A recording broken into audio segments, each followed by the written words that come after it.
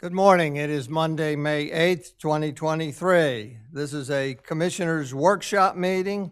We're live City Hall Commissioners Room, second floor. Glad you all are here. I'll call this meeting to order at 9:01 a.m. Would you please rise and join me in the Pledge of Allegiance? I pledge allegiance to the flag of the United States of America and to the republic for which it stands, one nation, under God, indivisible, with liberty and justice for all.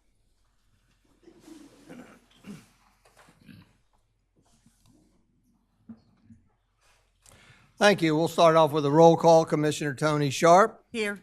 Commissioner Jay Legree. Here. Commissioner Edward Shanowski. Here. Commissioner Patrick Gossett. Here. Commissioner Tim Bennett. Here. Commissioner Bunky Markert. Here. Mayor Stan Mills is here, so we have a full complement of the mayor and commissioners, which also means we have a quorum and are able to formally conduct business today. I want to thank everybody for being here, but I'd also like to recognize the staff here that takes to run a meeting. It's City Secretary Ann Womack, City Manager Lawrence Christian to my left, on my right, City Solicitor Glenn Mandalis.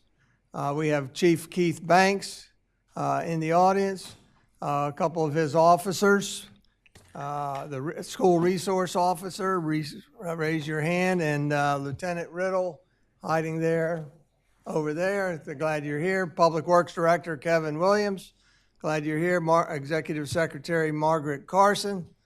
And am I missing anybody? Matt Janis, Building and Licensing Supervisor and City Arborist. Liz Lingo. Thank you all for being here, staff, as well as commissioners and members of the audience. Thank you for those in person. As you know, as we go through the different topics, typically on the individual topics, we solicit input from you. If you'd raise your hand, identify yourself, I'll call on you so we can receive your input on the individual topics. Also want to thank those that are at home watching virtually. I want to remind everybody that the support documents, the documents that we have in front of us that help support individual agenda topics when they're ready in advance of the meeting, are also embedded into the agenda, accessible in the city portable online at cityrehoboth.com. With that, we're going to start off with two proclamations. Our first one is going to be a proclamation about Lung Cancer Action Week, and our second about National Police Week. With that, we have with us today Deb Brown. She's the Chief Mission Officer for the American Lung Association. Will you come join me, Deb? You want? Sure.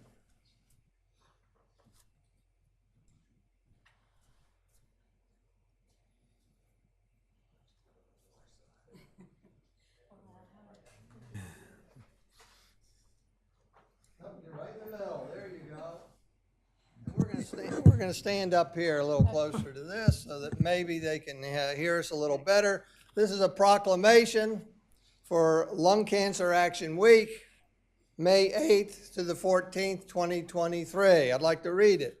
Whereas lung cancer is the leading cause of cancer death among men and women in the United States, accounting for more deaths than colon cancer, breast cancer, and prostate cancer combined. And whereas, according to the American Lung Association, while the lung cancer survival rate has increased by nearly 40% over the past decade, it is estimated that over 920 people in Delaware will be diagnosed with lung cancer in 2023. And whereas the 5-year survival rate for localized lung cancer is 59%, yet only 17% are diagnosed at this stage. And whereas more women die from lung cancer than from breast cancer every year, mortality rates are rising relative to men, and it is estimated that by 2035, more women will die from lung cancer than men.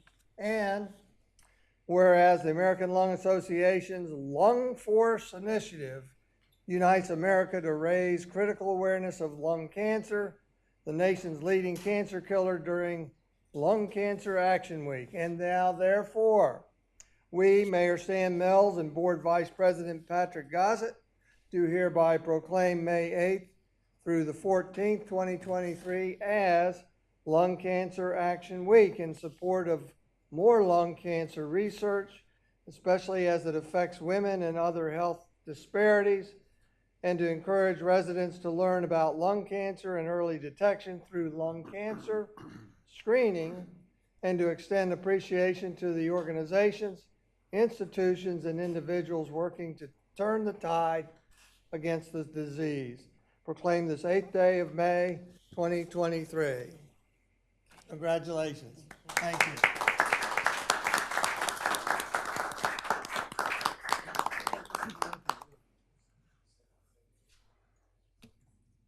Thank you so much. While we're up here.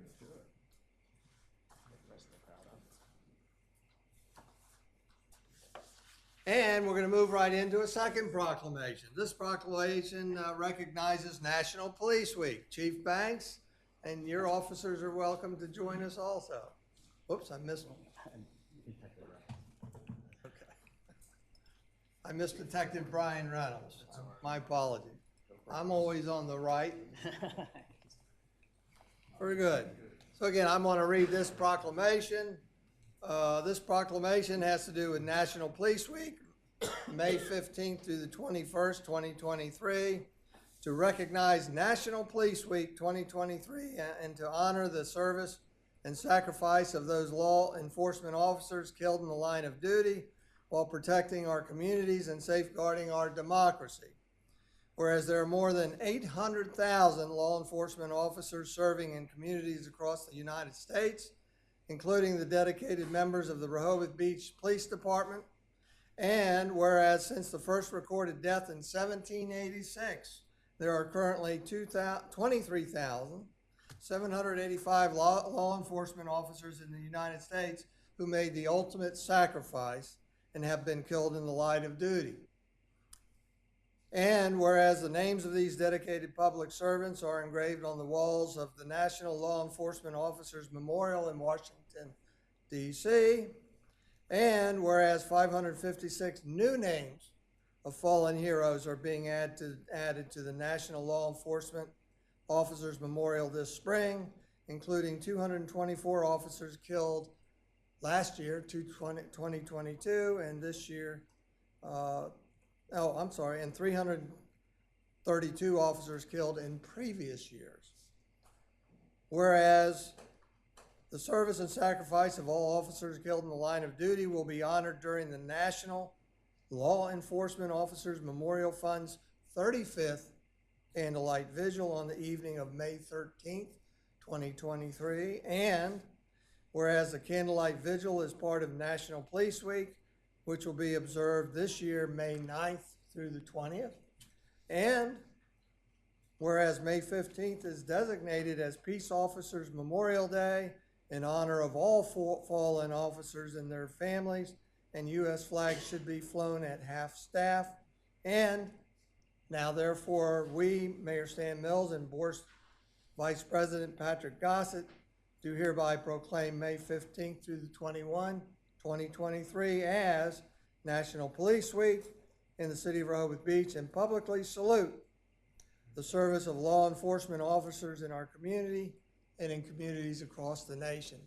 Proclaim this May 8th, 2023. Congratulations.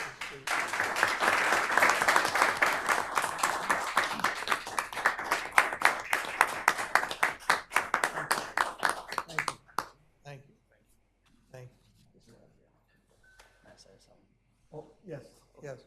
Well, thank you, Mayor, and all the city officials, and really our community. We couldn't do our job without each and every one of you.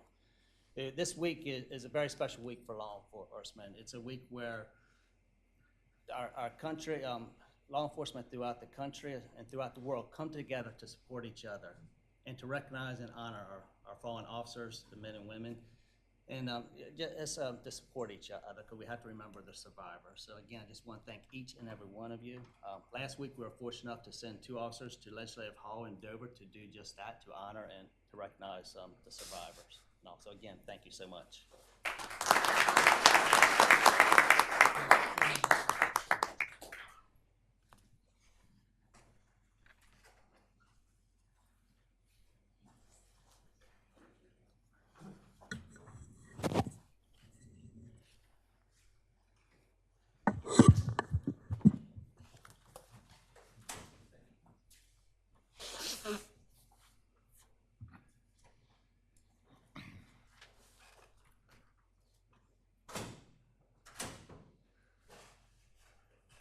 With that, we'll move to the next item of business, which is correspondence. Correspondence, typically when it's received in time, enough time prior to the meeting, is embedded in the agenda. And there are 4 pieces embedded in the agenda. And we'll try to remember these as we approach each topic. There were 2 additional new ones also submitted. One had to do with stormwater, and the other one has to do with parking and hotel parking, I believe. With that, we'll move right along to the city manager's report, please. Thank you, Mayor. Commissioners, thank you so much. Ladies and gentlemen of the public, appreciate your coming in today. City manager's report for May 8th, 2023. Start off with beach replenishment. Replenishment operations are midway through the project, having placed approximately 93 of 170 loads to date. The Corps of Engineers has also authorized a contractor to replace some additional sand that was lost during last week's storm. This equates to approximately 50,000 cubic yards additionally, plus or minus. Operations continue north of Virginia Avenue tagline, with discharge operations currently north of Henlopen condominiums. The contractor expects to be completed with the north part of the replenishment on or about tomorrow, Tuesday, May 9th, at which point they'll flip operations to head south from the tagline from Virginia Avenue, working towards Delaware Avenue. You've probably seen a very large crane on the beach. This is in addition to the sand replenishment. The contractor is repairing and extending 2 of our stormwater outlets with support structures. The crane is scheduled to be on site for about another week. The contractor is currently projecting to be completed with the sand replenishment in our area, hopefully by about May 20th. And we got fingers crossed for that one. And to formally respond to Commissioner LeGree's question during the last meeting, this is a 65-35 federal DENREC funded operations with the initial contract, total contract, and that goes all the way down to Fenwick, of $23.8 million. That does not account for the additional executed costs where they're going to add more sand to our beach. We'll try and get that cost and circle back around with you. This supports CDP Chapter 7 environmental protection. Let's move on to State Road Pump Station. In order to shut the water off of the State Road Pump Station to undertake some of the demolition work that's going on there, the city's water department had to install a couple new valves, which required that the city water to the far south side of the city be turned off overnight. That was accomplished last Wednesday, May 3rd. We successfully installed the valves and appreciate everyone's patience and understanding during that time frame. I know that it affected a couple of our commissioners directly and some of our residents directly, but hopefully it wasn't too much of an inconvenience. The demolition work for the State Road Pump Station is underway as we speak now. That cost for that particular contract and that whole project is about $2.7 million. So you should see that whole structure coming down in the next week or so. With kind of big reminder, parking season starts next week. Just a reminder that starts Monday, May 15th, and then through September 15th, street parking in Rehoboth Beach will require either a parking permit or payment at the meter.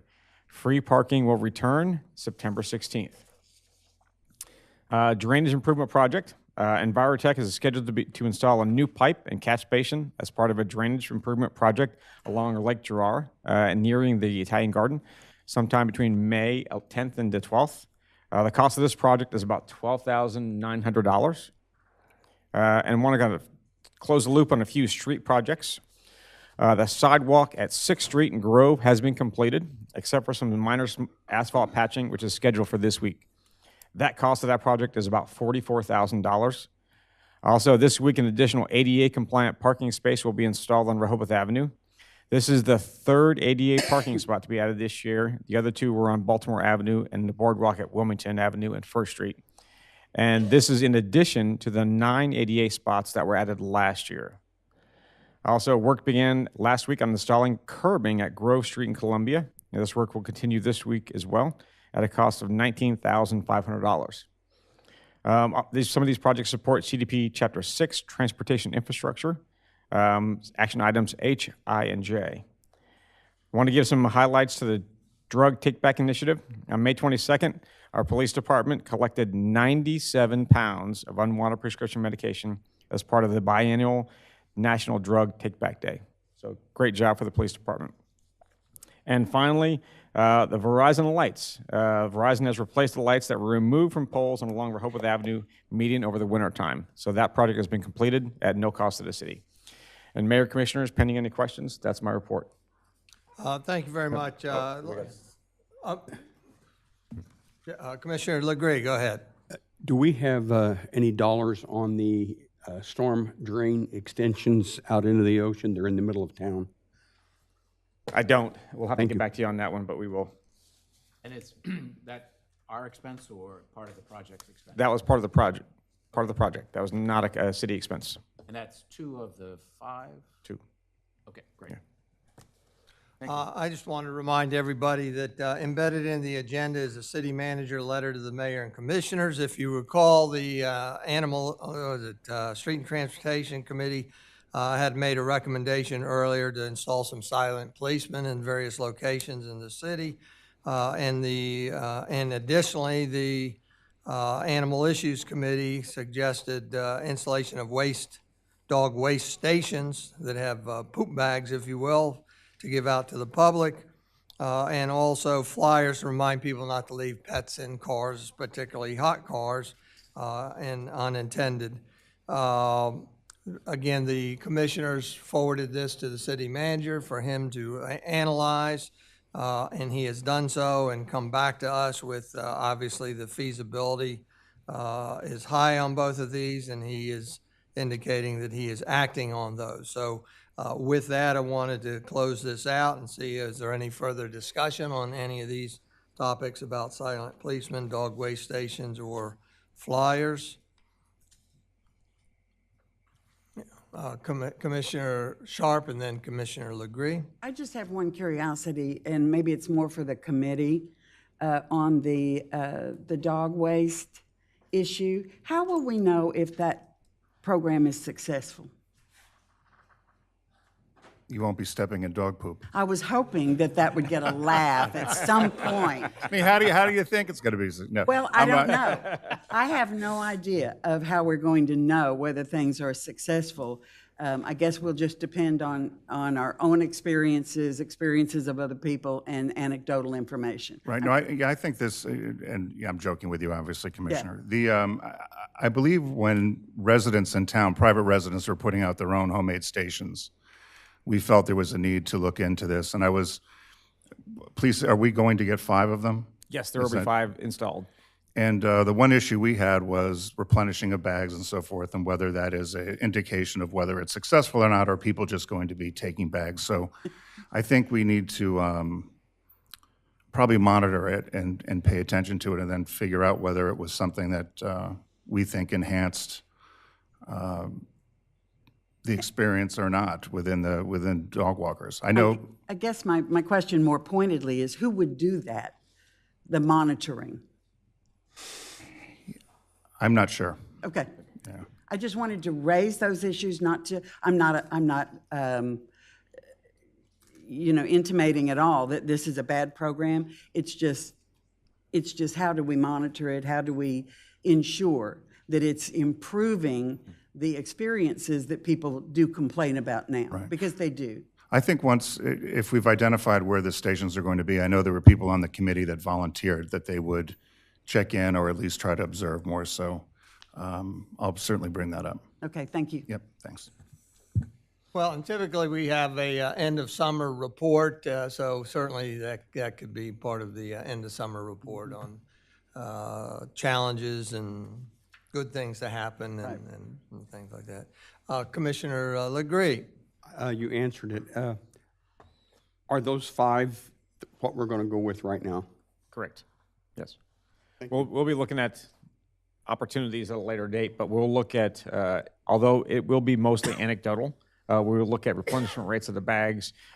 Kevin's folks, we put those specifically next to garbage cans, so the additional workload would not be extravagant on the city staff. So changing out the trash, put the bags in. They can monitor how many bags or times they're replacing the bags, so we can get an understanding of what this, success rate is, for lack of a better term. So we'll keep that monitoring, and if it's continued, we see the need for more, we'll assess those and come back to the commissioners at a later date. And I just have one quick follow-up on enforcement, since we have quite a focus on enforcement relevant to dogs on the beach. Anything new, or is that issue still being looked at? It is still being looked at, but there's also some traction along the way as the additional signage will go up. We will start having more of a communications effort to both the residents, non-residents, visitors about enforcement of standards. And we were continuing to, I don't want to say ratchet up, but more of enforce what's already there. Okay, great. Thank you. Well, and again, this letter is embedded in the agenda in the portal for everybody to see. We keep talking about these dog waste stations. I don't know that we have mentioned the exact locations, have we? But there are to be 2 dog waste stations located within Grove Park and 3 stations within Lake Gerard Park. So none in the boardwalk or beach area at this point. Not at this point. Very good. If there's no further questions, we will move on to the next item of business, which is City Solicitor's report. Thank you, Mayor, and good morning. Just want to report quickly on the 330 Rehoboth Avenue case. Remember, this is the case where the owner was seeking a change in zoning designation of a portion of their property, and this body denied it, and about a year ago, this litigation was filed. Started out in Chancery Court. The Chancery Court dismissed certain of the claims and had it transferred to Superior Court. If you recall, when it got to Superior Court, it was refiled with some of those same claims that the Court of Chancery had dismissed. We've now been through the briefing on all of that, and the Superior Court judge agreed with the city, and those claims are back out of the case. So now the cases went from about this big to about that big, but we're now in a series of briefing, and then probably an oral argument, then a decision. There won't be any discovery, no depositions, any of that sort of stuff in this case. So we're still probably end of summer at least before we have a final decision on this. Thank you. Any questions of the city solicitor? Very good. Thank you, Glenn. With that, we'll move on to committee reports. I didn't list any here, but does anybody have just a quick oral report to give or pass? Not this time. Okay, we'll pass on committee reports. We're going to go to the first item of old business, which is determine whether or not to authorize the city administration to continue with development of an implementation plan as a precursor to a future vote on whether or not to establish a stormwater utility. I want to make sure we all understand that this was not, I don't believe this was intended to be a 2-step process. In other words, the step 1 was to have the task force look into what would be involved in creating a stormwater utility. And then the 3rd step would be consideration of establishing the stormwater utility. But there's that middle step, and that's what we're talking about today, and we'll consider a vote on this afternoon at our special meeting. In other words, this step in this discussion is the city administration and the task force has invested a lot of time in this and made their one report to us so far. Are we at the point where we want to abandon the project? We've heard enough and that's it? Or would we like to direct the city administration to continue developing an implementation plan so that we can better some of the nuances? And for those of us that were at the original meeting, which was a special meeting on stormwater utility, there were a lot of questions raised and that went unanswered. So that is what the intent of this creation of an implementation plan is. It's that interim step to give us one more time to do a little more probing, answer some more questions, come in front of this group again, solicit more feedback from the public before we finally, at some point in the future, undetermined date at this point, but some point in the future, vote to establish the stormwater utility or at that point to abandon it. With that, I just want to recognize a couple things. One is the 2 pieces of correspondence embedded in the agenda. One is from the Rehoboth Beach Homeowners Association. I hate characterizing them, but you can help me out if I mess it up. their point was more that they were hesitant to make a decision on which way to go on this until a stormwater management plan is created. The other letter was some pretty much, I believe, against a stormwater utility, looking at it as another form of tax. But interestingly, we have some new feedback here from a city email site called feedback@cityrehoboth.com, where we got 1, 2, 3, 4, 5, 6, 7 letters on this specific topic, some for, some against. So again, these are all accessible online in the city portal as support documents. So at this point, I'd like to turn it over to the commissioners for discussion on, again, our objective today, and this is just a discussion, we're not voting on it. If we want to, we have the opportunity to vote at our afternoon special meeting on which direction to go, but the conversation is, do we want to abandon it essentially, or do we want to direct the city administration to continue researching this and create by creation of an implementation plan, period. Commissioner Sharp? I just want to reflect back on the comments I made at our special meeting on April 19th. I thought that we had a general consensus that this topic should continue on for discussion and then answer during those discussions. The devil is in the details, which is exactly what I thought were some of the most important things that were raised on April 19th. So I still have the same position that I did, that I understand an implementation plan is the only way you're going to know the scope of exactly what you want to do, when you want to do it, how you want to do it, et cetera. And in lieu of abandoning this, to me, the logical next step is to continue forward. So that's just Thank you. reinforcing April 19th. Thank you. And I concur. I really haven't made up my mind yet, one way or another, but I think this midterm step is needed to educate myself and others more so on how this would actually be applied and what the effective rates might truly be, and answer some of the other questions that we still have. So, And Mayor, let me just finish the thought that I failed a moment ago. One of the things that we do have from the Rehoboth Beach Homeowners Association is a request that the stormwater plan be done first. And I'm kind of curious, this position that they've taken, and maybe we could find out at some point, if this is a position that has been created by polling the entire membership of RBHA, or if this position is coming from only the board without any additional outreach to the membership. So I'm just curious about that. all right. Anybody else?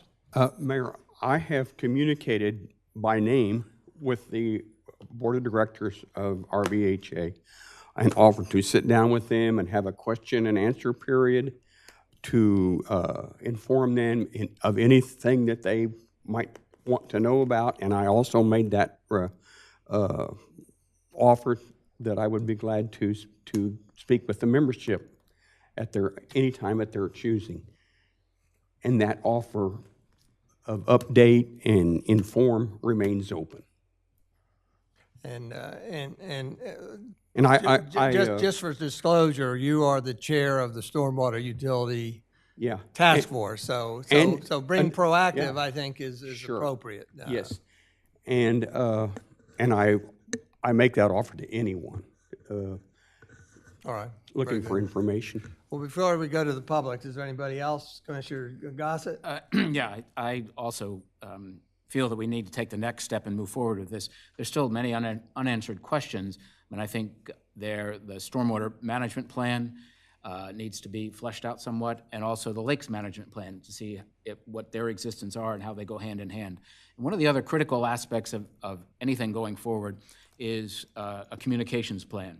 And I think that we have shared with us from Lynn Cohen our stormwater utilities communications plan, which I've reviewed, and personally I think it's very detailed, very action-oriented, and I think with the introduction of our Engagement HQ software, that this could be even more effective in gathering feedback from the community members. So again, I, as I did last time, support going forward with this, but with those critical aspects of the communications plan. Thank you. Thank you. Anybody else up here? I just wanted to add that it would seem to me that if we short-circuited this before we have, gone through the process of developing an implementation plan, I think that sort of weakens the whole idea of it. And therefore, I would certainly support to continue, at the very least, to fortify what tools we have, in terms of developing an implementation plan, whether we go with the utility or not. I think we need to do that, so. All right, thank you. Anybody else? If not, we'll move to the public. We'd like you to, we need to turn that microphone on, I think.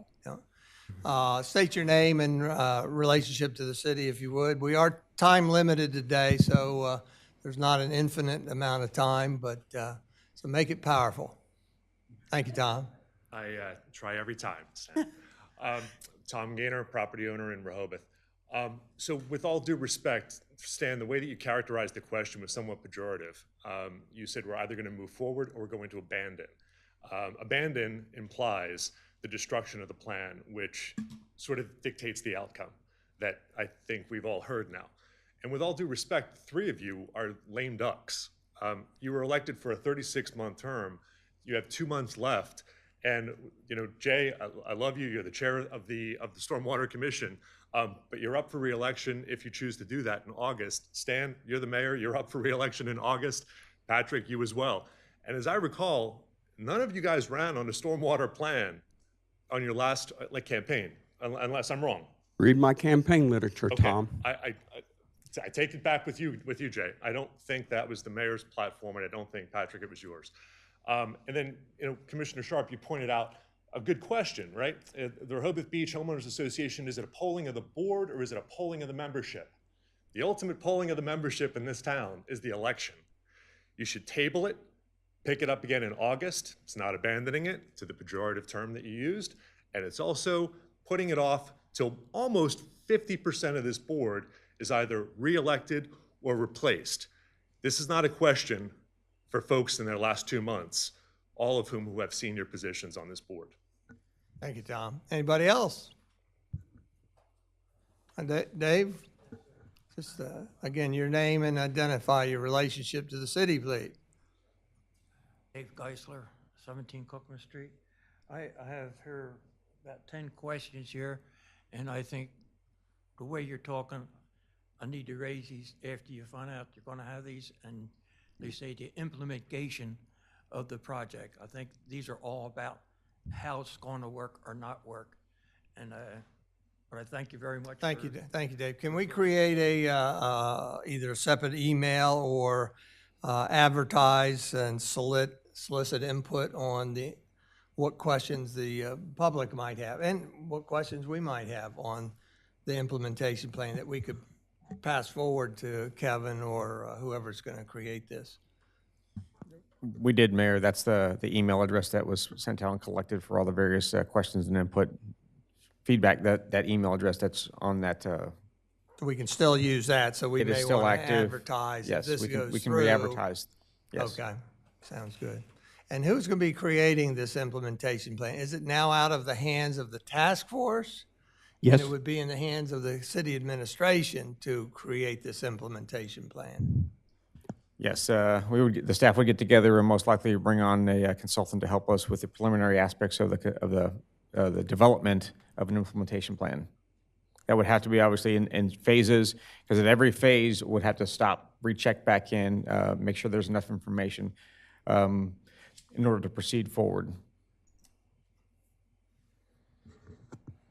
Very good. Well, I will remind you that we don't have to make a decision at this meeting. It is on the agenda again for the special meeting. Starts at 2 o'clock this afternoon with the agenda language giving us the opportunity to further discuss this as well as to consider, meaning vote on the direction forward. And I have just one final thought that an element and something that would be really important to me in the implementation plan itself would be polling of a broad swath of every organization that we're connected with, meaning RBHA, Rehoboth Beach Homeowners Association, Country Club, any organization that we can, to make sure that periodically during implementation, we are raising the visibility of this project, where we are, and what people's thoughts are. So I've been an advocate of public input since 2012, and I think we're moving in the right direction to reach out as much as we can to get as much information as we can. Yeah, in agreement. I just want to have a reminder, though, that what we're creating is not a public meeting that would be advertised and noticed and the public invited to these meetings. I would believe that they would work independently and then come in front of us to make presentations. But I agree with you. All the while, we should be soliciting extra input on what's going on. I would include with that the Chamber of Commerce and Main Street as well, because this is going to significantly impact commercial property. Agree, because the last thing I want to have happen is that when this comes down to the final stages for our community, be it residents, be it businesses, to say, where did this come from? Not aware of things that just do not raise to the priority level in many people's experience. So it's on us to push that information. The communication plan that, the outreach and communication plan that Lynn Cohen has developed was what Patrick was talking about. Yes. And those, we've already covered all those bases in Yes. that plan. And the only reason I'm bringing it up is because I think people need to hear it in public, that yes, a plan exists. Yes, Commissioner Gossett has said it's good, but what it really translates for them is your opportunity to weigh in, have your voice heard, so you're not at the 11th hour having a very negative experience. Yeah. I will put that plan to Ann today, or maybe we've already have it on the website. I can't remember, but we've had a plan for several months. And I'll publish it. We're going to go to the city manager, and then we'll come back to the No, members of the public. I think as I have a wanna make question. sure Mayor, I just wanted to make sure, after all of things said and done, that I'm accurately tracking what the mayor and commissioners are looking for. So, I mean, I'm rolling up my notes at the end of this. I want to make sure I am going to actually collect that one, so. And with that point, I think for me, the most important part of this is not whether the stormwater management's a good idea, but the funding. And I'm wondering when the funding is going to discuss. I don't want us to have chatter for a year and a half, and then it comes up that the funding is almost an afterthought. I think we need to discuss that up front, because that's what everyone's interested about. So I don't expect we have an answer today, but I'd like to know where we are on the funding aspect of this. And most of our communication involved funding Right. that we've received already. All right, let's go back. Tom, reintroduce yourself Tom there. Gaynor, property owner in Rehoboth. Tim, you make a great point, and Tony, you continue to make my point. The best polling is for candidates to campaign on whether or not they want to impose a new tax on homeowners and businesses in the city of Rehoboth. That's what August is about. And if you're not willing to table this and campaign on that, you certainly should not be voting on it this afternoon, I hope. Because, Tim, you talked about the funding of it. Well, all of the lexicon I've heard so far assumes a plan will be in place, which means a tax will be imposed, which means this is a foregone conclusion that the train is leaving the station. I get it, but that's what the lexicon that's being projected out to the audience is. And if it's not pre-baked, then stand on the platform, say in August, run on the tax, and let the polling of the electorate of Rehoboth respond. That's the best feedback you can possibly get. Well, and I want to go on record that I think Commissioner Bennett is the first one who, back in our April 19th meeting, talked about we need to look at this from a standpoint that a portion or possibly all of this fee may not land on the homeowners and the property owners. So that's the link I have, that the devil's in the details. Right. We haven't had the in-depth discussion. There's going to be a fee, but where it's coming from, to me, is a different issue. And we need to get down to brass tacks of, I mean, I would love to see it come out of the general fund. And I'm sure folks will inform me why that's a good idea or a bad idea. Oh, we don't get to do that right now. But I think there's different ways to slice and dice this, and we just need to, as part of the implementation plan. Implementation doesn't mean to me that we're going full speed. What we're going full speed into is uncovering all of the details that will make this a coherent project. And one of the very most important is, where is the funding coming from, to me? And I think Commissioner Bennett and others.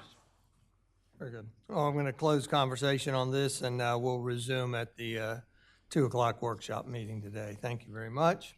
With that, we're going to move into the next item of old business, which is to discuss recommendations from the Planning Commission to the Board of Commissioners proposing consideration of certain changes to zoning code section 270-35 entitled Minimum Parking Spaces Required Exceptions, including but not limited to the 4 bullet points there. If you recall, the May 1 letter we received from the Planning Commission had various recommendations for changes to the commercial parking requirements.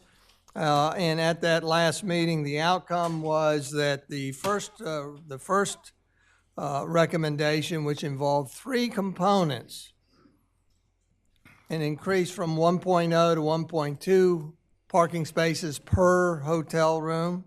The second component was an increase in the square footage of office space, of the number of parking spaces based on office space, and then number 3 component was the number of parking spaces based on community meeting rooms, convention hall rooms, and the like. If you recall, we talked about that, and we had different testimony from some of the people here today, and ended up abandoning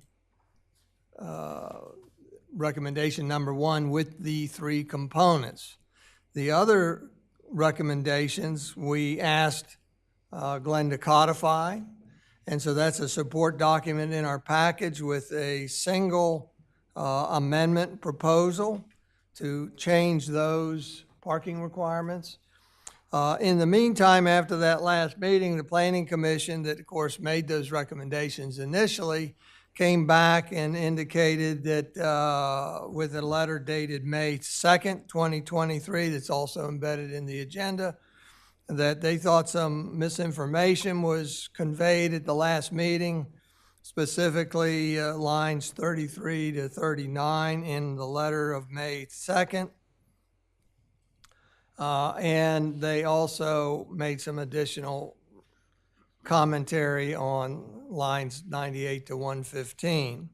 And so it's back in the hands of the commissioners. Number 1 is, are we comfortable moving ahead with the recommendations from last meeting that is in a proposed amendment in front of us?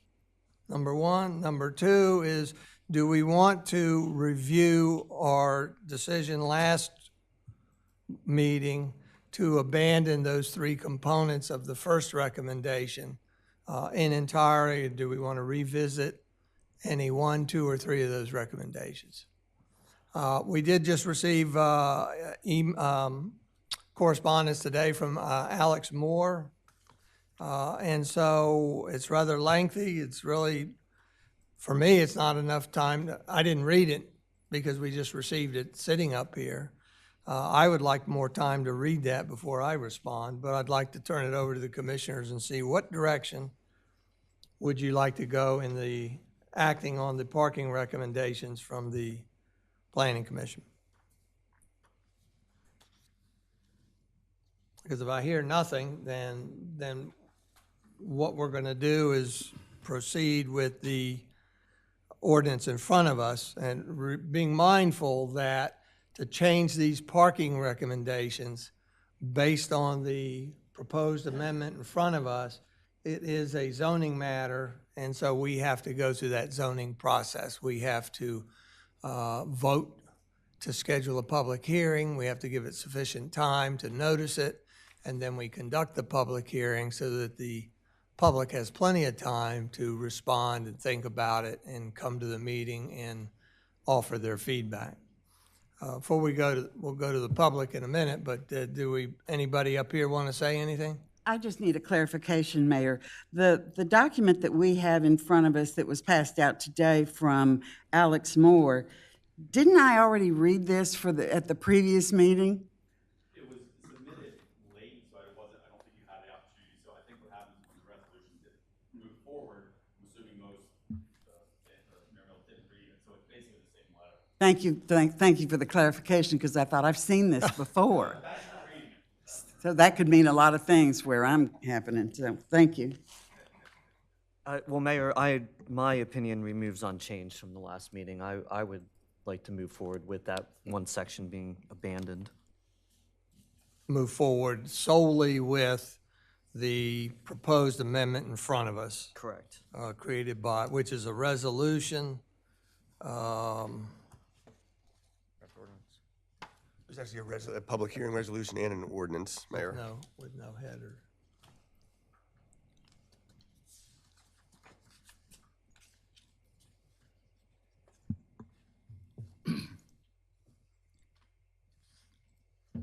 Some operational aspects, if I could ask, and this would be addressed either to the Chief Building Inspector or to the Solicitor, within regards to the code 270-35, minimum parking spaces required with exceptions.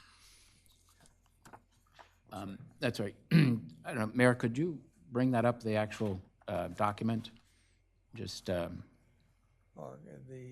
draft ordinance to amend the parking? And then go to line 54 if it comes up there.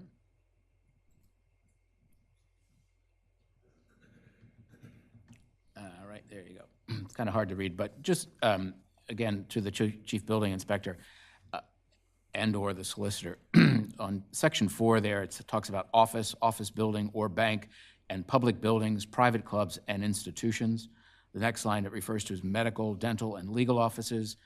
And in line 7, which we're changing, it says each retail store or service shop. So I'm just curious, I don't find those definitions of those items I just mentioned in our code. I mean, they are fairly, understandable descriptions, I guess. But the fact that they're not defined in our code, how do we define those, or whose responsibility is to define those on each application?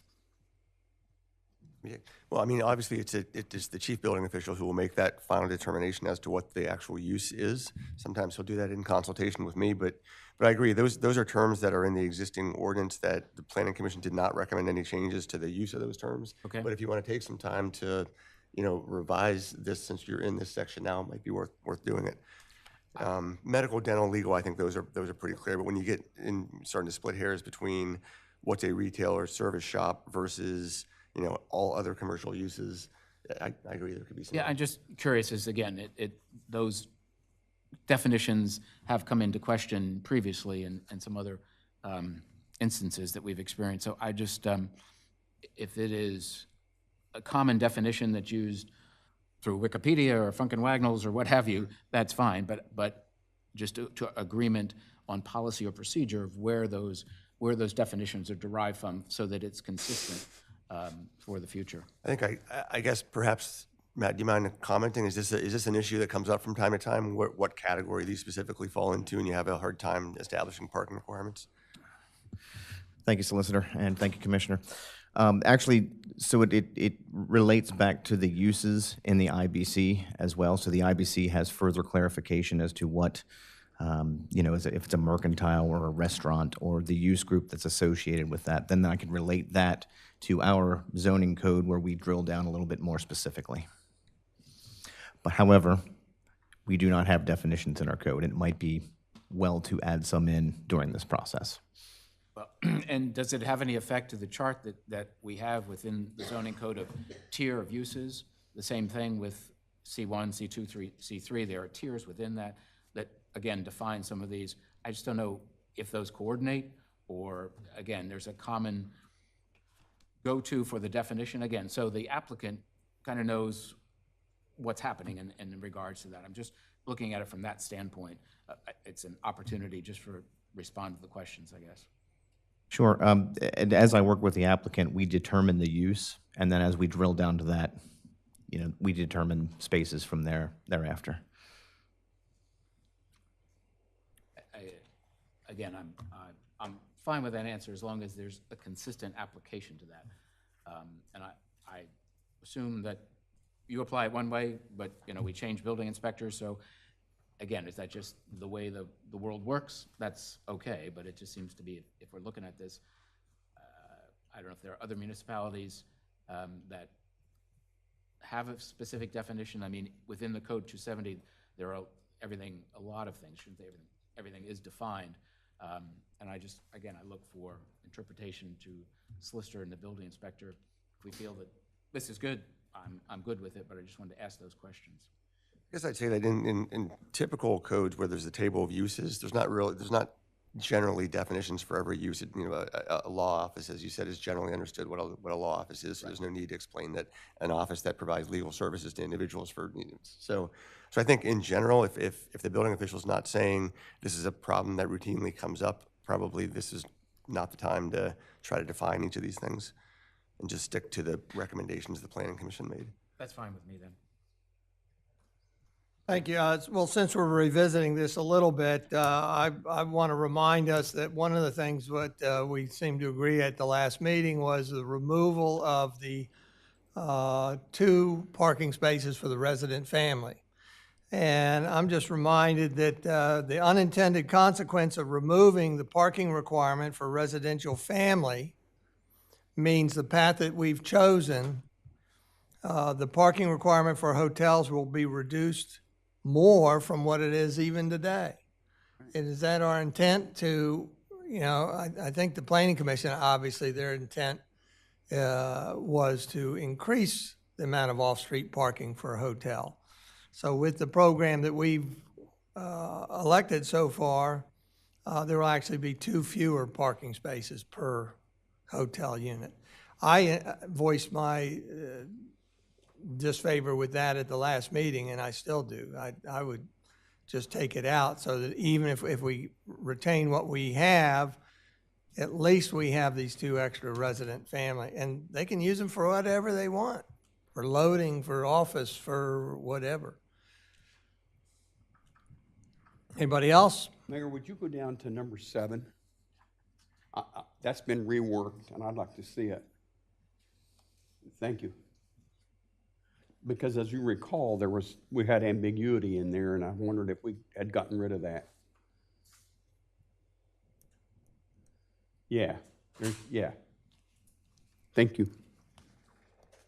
So is there any further discussion up here before I go to the public? Is there anybody in the public that would like to offer any comment or anything? I should mention, Mayor, I see Mr. Robertson and so just before he commented, Mr. Papajohn, and this proposal specifically has a section 3 at line 59 says this ordinance shall not apply to pending land use applications submitted to the City of Rehoboth Beach prior to May 8, 2023. Both of their projects being the Bellhaven and the 2 Rehoboth Grotto Hotel, they both were submitted prior to that date. Thank you. It sounds like Vince Robertson with Parkowski, Yerk, and Swayze.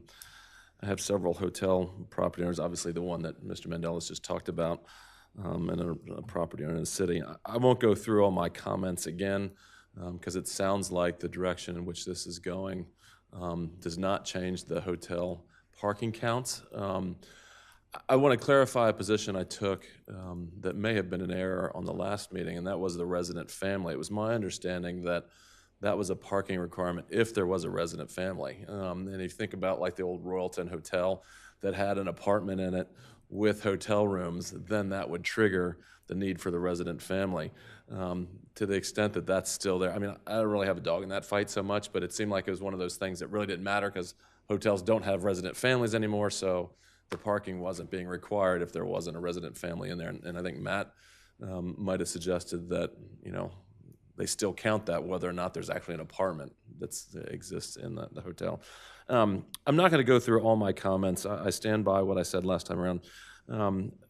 But I do want to highlight a couple of points of that. And with regard to that hotel parking with the increased counts to 1.2 per room, I go back to what I said before. You know, what was the root cause of this? You know, again, we spent a lot of time on the comp plan, and it doesn't say anything about it. Evan spent a lot of time, you know, prioritizing city initiatives. Doesn't say anything about hotel parking in that. The one thing that the comp plan does say, and I didn't touch on this last time, is that, you know, there's a desire in the city, and you all have just been talking about it with your stormwater utility, to reduce impervious cover in the city. That's part and parcel of the stormwater management plan. The stormwater utility, page 7-11 of your comp plan, talks about reducing future impervious surface coverage. The city actually recently commissioned with DENREC and the U.S. Army Corps of Engineers its lakes management plan, which was something that looked at all the local jurisdictions, not only Rehoboth, but those on either end of Rehoboth, including Sussex County, on ways to reduce impervious cover and how can we improve the runoff and the condition of our lakes. You know, so that was all discussed. How can we reduce and improve impervious cover? We have that all over the record, all over the comp plan, and a lot of money was spent by the Corps and DENREC and maybe the city, I don't know, on that lakes management plan, talking about reducing impervious cover. And then right the opposite, we have an initiative with no history or background that says, let's increase the impervious cover. You know, I fail to see the logic in that. I also, just a little bit of housekeeping, we added Mr. Moore's letter in. One thing that's not on the agenda that I think is relevant, and I think you all should take a look at, is Mr. Strange's letter. That was linked to the agenda back in April. He is a planning commissioner. He's actually a planner. I think everybody here knows him. I mean, he worked for DelDOT. His history and his background's planning. It's a very articulate letter, and he talks about the unintended consequences of messing around with these parking requirements in the city. And the negative consequences would far exceed whatever minor improvements you might have with increasing the parking requirements. Lastly, hotels, and Mr. Moore's letter touches on this, they are the one use in Rehoboth that already provides extensive parking in the city. I mean, currently they're the spot where you get off-street parking. If we say we don't want hotels or we want less hotel rooms, which is the consequence of increasing the parking requirements for the hotels, it's a geometry problem. You have so much space in Rehoboth, how much can you fit on that? And if you increase the parking, that reduces the number of hotel rooms.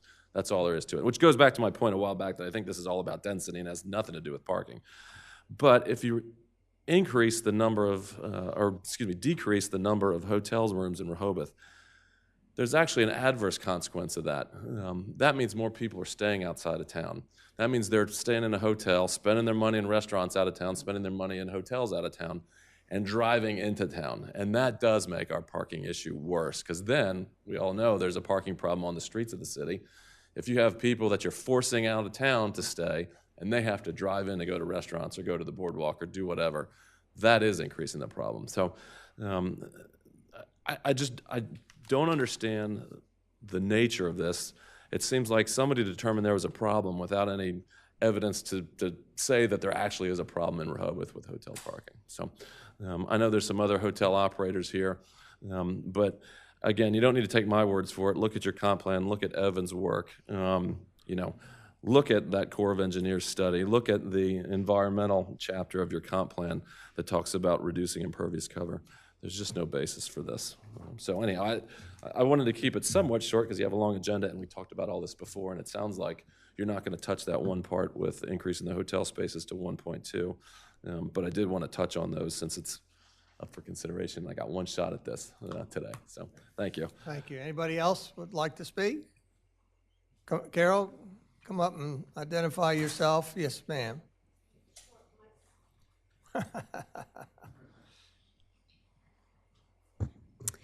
Carol Everhart, Rehoboth Beach, Dewey Beach Chamber of Commerce. I'm going to reiterate a little of what I said before and add to it. So before I told you that in March, I was asked if I'd take a survey to the hotels in downtown Rehoboth. I did that. I didn't know what the results would be, and I really didn't know what questions they were going to ask. So I'm going to tell you the question and the answer. The first question was, how often do guests bring more than one car when they have booked one room? Here's the answers. I'm just going to go down the list. Rarely, occasionally, occasionally, occasionally, occasionally, one often. Okay? Next question. Do you inform guests when they make a reservation of parking limitations? All yeses. All yeses. Question 3, do you have a limit of one car per room? All yeses. All of them. Every single one, yes. Then the question was, well, if a guest does show up and they have more than one car, what do you do about that? And these questions basically said, we inform our guests before they get here. If they arrive with one and I have space, it's not full that night, I let them park there. If I don't have space, we lead them to the city parking pass situation. Or a few of them said, park and ride, they would assist with that. So that's your survey and that's your real results, okay? I hit no problem at all. The other thing was the overnight, the economic impact. Like was just stated, every destination in the world wants overnight guests. We welcome all guests, but we want those overnight guests because they add to the economy in a zillion ways. They stay overnight, their cars parked there, they go out to eat, they shop, all of those things. So every destination does that. And I go to a lot of conferences and a lot of meetings. And in every single one of them, and you might not like when I say this, but I'm not doing my job if I don't say it. Every single conference that we've had on destination marketing, on how towns, states, municipalities thrive, every single one is if that state, town, municipality isn't doing everything they can to support their business community, it's a mistake. They make a mistake. And so I'm staying where I was before, which was Chamber of Commerce could not support this in any way. Okay? Thank you. Thank you, Carol. Anybody else? Alex, come ahead. Reintroduce yourself, if you would. Alex Moore, owner of the Avenue Inn Beachview Motel. Alex Moore with the Avenue Inn and Beachview Hotel. So this is the same letter, it is the same presentation I made last week. I think, as I said, we submitted it late before the last meeting. It sounded like the issues that we're concerned with, the expansion of the parking, the resolution wasn't going to go through. So my assumption is most of the commissioners didn't read it at that point. I'm happy to read through it right now. I know you like to have a 3-minute time limit. I don't know if I'll get through it in 3 minutes, but if you give me the opportunity to read it, I'd like to. Thank you. I represent the Seaboard Hospitality, a hotel management company that operates the Avenue Inn Spa and Beachview Hotel. Also, I'm an owner in the Avenue Inn and the Beachview, representing Simpler Moore families, who also own other developed and undeveloped commercial properties within the city of Rehoboth Beach. In these capacities, we wish to bring you your attention, our concern with, in opposition to the recently proposed resolution referred to. Again, we respect the time and efforts that are put in by the Planning Commission. However, listening to the roughly 3 hours of public meeting held on this topic and reviewed all the information available to the public, it's our impression the current proposal has been crafted less with an eye toward a comprehensive strategy to deal with the city's parking shortage and more with a sense of urgency to the introduction, with the introduction of 3 to 4 new hotel projects, which we aren't involved with any of these. Under closer scrutiny, we find the recommendation of the Planning Commission to be number 1, inequitable, 2, lacking demonstrable efficacy, 3, unsupported by the information presented publicly, and 4, certain to produce consequences that are inconsistent with the city's long-term development as set out in the Comprehensive Development Plan. We urge the board to reject the proposal that affects only hotel parking requirements and to instead defer consideration of any changes to the zoning code related to parking requirements pending a comprehensive study of the causes of the city's parking shortage. So these points, the proposal should be rejected as inequitable. The proposed resolution of Planning Commission focuses exclusively on increasing parking requirements for hotels, motels, and inns, and places an inequitable burden on developers and operators of such spaces. There's no increase proposed for other commercial uses, such as restaurants, retail, or office, or residential use, which, to Vince's point, all these hotels are on the highway. They're coming into town, many of them, to enjoy what we have here, but these establishments don't offer any parking. Moreover, the uses of events and office spaces within a hotel are treated at a significant disadvantage to the very same uses outside of hotels. In the first instance, hotels are singled out for increased parking, notwithstanding the fact that they are the largest contributor to off-street parking in the commercial zone. Whereas hotels are already required to have 1 parking spot per guest room, restaurants and retail, the largest footprint of uses in the commercial area, are not required to contribute any off-street parking unless they exceed 10,000 or 15,000 square feet respectively. Moreover, while restaurants of less than 10,000 square feet can have private meeting rooms, host banquets, and otherwise hold large-scale events without providing parking, the Planning Commission's proposals would require hotels with the same spaces to provide 1 parking spot for every 250 square feet of such space. In a similar vein, standalone office space is required to have 1 parking spot for every 400 square feet, but office space within a hotel is proposed to require 1 spot for every 250 square feet. These are manifestly disparate requirements for the same commercial use. The same lack of equal treatment is equally applicable in comparing hotel and residential parking requirements. Specific testimony was made during the Planning Commission's meeting that the average residential building permit in the city has been for 5 bedrooms, whereas only 2 parking spaces are required. This is a ratio of 0.4 to 1, or less than half of what hotels are already required to provide, and a third of the 1.2 to 1 that is being proposed for consideration. In a town where the number of bedrooms available to vacationers via home sharing platforms vastly exceeds the number of hotel guest rooms, this lack of equity in the law is manifestly unfair and will only be exacerbated by the Planning Commission's proposed changes. Point number 2, proposals should be rejected as lacking demonstrable efficacy. In these deliberations, while the Planning Commission acknowledged that the Board of Commissioners referred to them the issue of parking in its totality, they opted to restrict their inquiry into changes only to commercial parking requirements. By their counting, the Planning Commission thereby excluded from consideration 80% of the city's land area as contributors to the parking shortage. The Planning Commission further narrowed its recommendation to avoid any changes to commercial uses other than hotels, motels, and inns, and in fact, limiting changes to uses that currently occupy less than 5% of city land. By its own count, the Planning Commission noted there are 12 hotels operating within the commercial area. The very narrow base on which the proposed regulations would have effect, even in the current hotel stock, were to increase by 50%, would be negligible relative to the scope of the problem. Any meaningful study of the city's parking problem requires a clear articulation of the demand and supply on parking by use. This was not presented publicly by the Planning Commission. However, there were remarks indicating that the parking by use can be forecasted based on empirical research and that demand could then be contrasted with the city's current parking requirement. In this manner, using a map of current use, a clear picture could be developed as to what uses are generating the greatest shortfall in supply and demand. We assert that a comprehensive parking study would show hotels contribute the least to the city's overall deficit, as they already provide 1 spot for every room, and that there are far more efficacious areas to study for enhanced parking requirements if the goal is to meet the city's parking needs. That's the most I've read in a while. Proposals should be rejected as unsupported by data introduced publicly.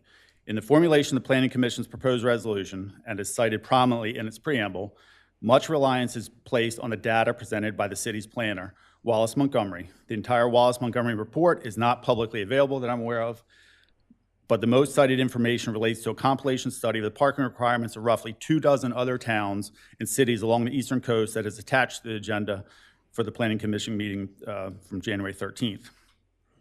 In public testimony, Wallace Montgomery reported that the new standard for hotel parking of 1.2 spaces per guest room was derived from this data and represents the average across 27 jurisdictions in their data set. Wallace Montgomery did not expound on its methodology, and none of the planning commissioners asked how Wallace Montgomery derived this figure. It appears, however, this is a simple average or mean of the various jurisdictions' requirements. In this case, the mean is totally unrepresentative of the sample, and the ranges cited in the resolution's preamble are highly misleading. In fact, no other jurisdiction in the sample uses a ratio of 1.2 parking spaces per guest room. Rehoboth Beach will be the only city to adopt such a standard. The average is far better represented by the median and the mode of the data set. Both of these measures, as example, the middle value in the data set and the most common formulation is 1 parking space per guest room, as we have. Excluding a handful of jurisdictions that use employee headcount as a basis for determining parking spaces, more than half of towns and cities in the sample use a method that is identical to the city's current standard. A little fewer than a quarter require more than an equal number less. Likewise, Wallace Montgomery recommendations indicate the city would be in line with other jurisdictions by requiring hotels to provide additional parking spaces for ancillary uses such as office and event space. This is true as far as it goes, but left unmentioned is that all of these other jurisdictions, fully 100%, also have parking requirements for other commercial uses, including restaurants and retail uses. The Wallace Montgomery data makes it clear that most jurisdictions have a holistic approach to parking requirements that place proportionate burdens on all commercial uses. If adopted as proposed by the Planning Commission, Rehoboth would be the only city to require hotels to have ancillary parking requirements while excluding other commercial uses from the similar standards. In fairness to Wallace Montgomery, on 3 separate occasions, they made it clear they were not experts in parking requirements, and that other firms that specialize in this area would be better suited to develop a more comprehensive study for evaluation. The data here was not manipulated, but simply faultily interpreted and represented due to lack of experience.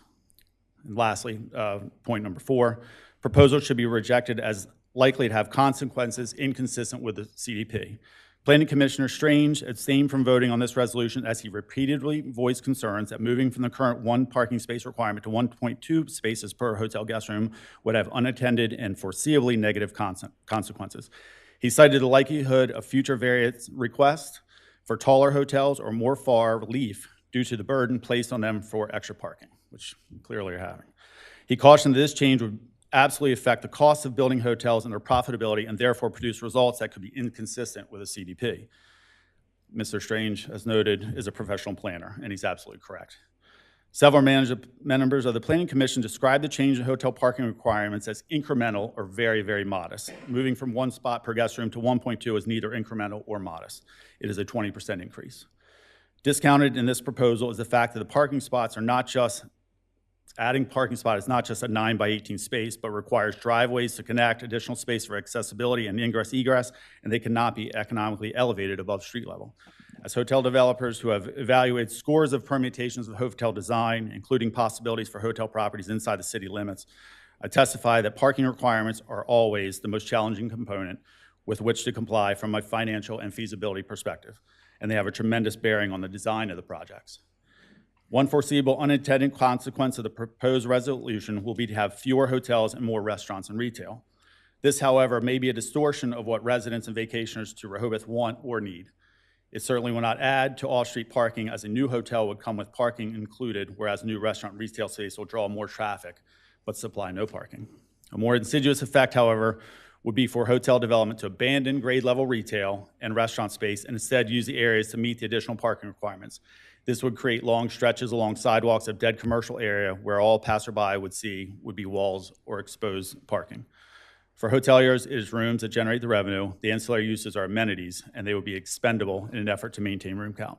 While intended to aid with parking, the proposed resolution would likely either stifle hotel development, producing no new required parking as other commercial uses by and large do not require them, or result in hotel development that runs afoul of many of the goals in the CDP to create a vibrant commercial core. Thank you. Appreciate you giving me the time. Thank you. I don't think any of us see this as an easy topic, parking and everything. I'm conflicted, and the more they talk, the more I might be swayed one way or the other. It may, but I think I see the ideal is for all parking to be off-street. and be maximized. So, in other words, leaving the on-street parking spaces for the day visitor, and all the overnight visitors should probably be off-street. Therefore, where they're going to be in the hotels. You know, so when I hear that, well, if a hotel has a single patron that has 2 cars and they tell them to go park out on the street, well, then darn it, that's consuming our on-street parking. And the more we do that, the more we have to be thinking about being forced to add more parking. And where are we going to get that? We know where that's gone, Carol, you know? So,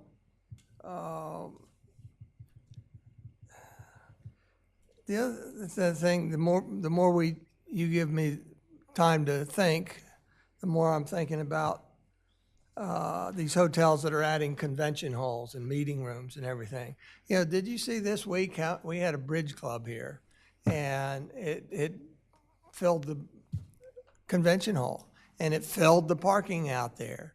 And so why wouldn't the hotels benefit, or why wouldn't the city benefit from having off-street parking on the premises of the hotel for their meeting rooms? I go to the convention in, the Hyatt in Dewey or something.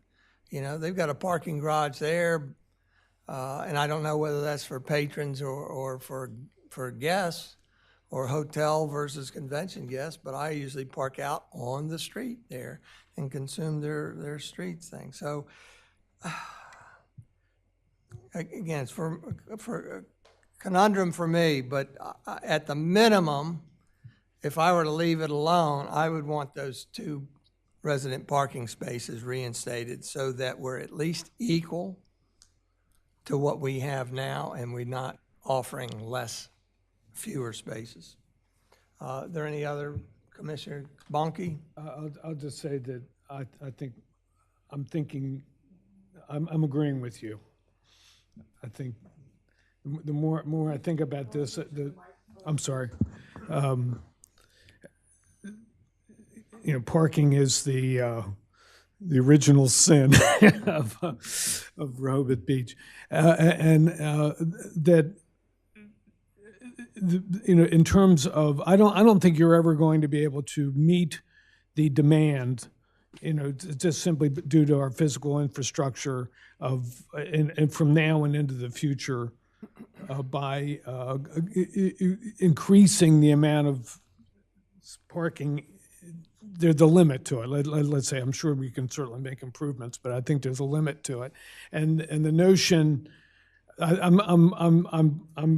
think I'm buying more of Mike Strange's argument, and we have to think of other ways to get people in town without the luxury of having a space for a car that's, you know, right near the ocean. You know, the idea that that's like kind of a hotel room for your car it just seems like to the point of being ludicrous.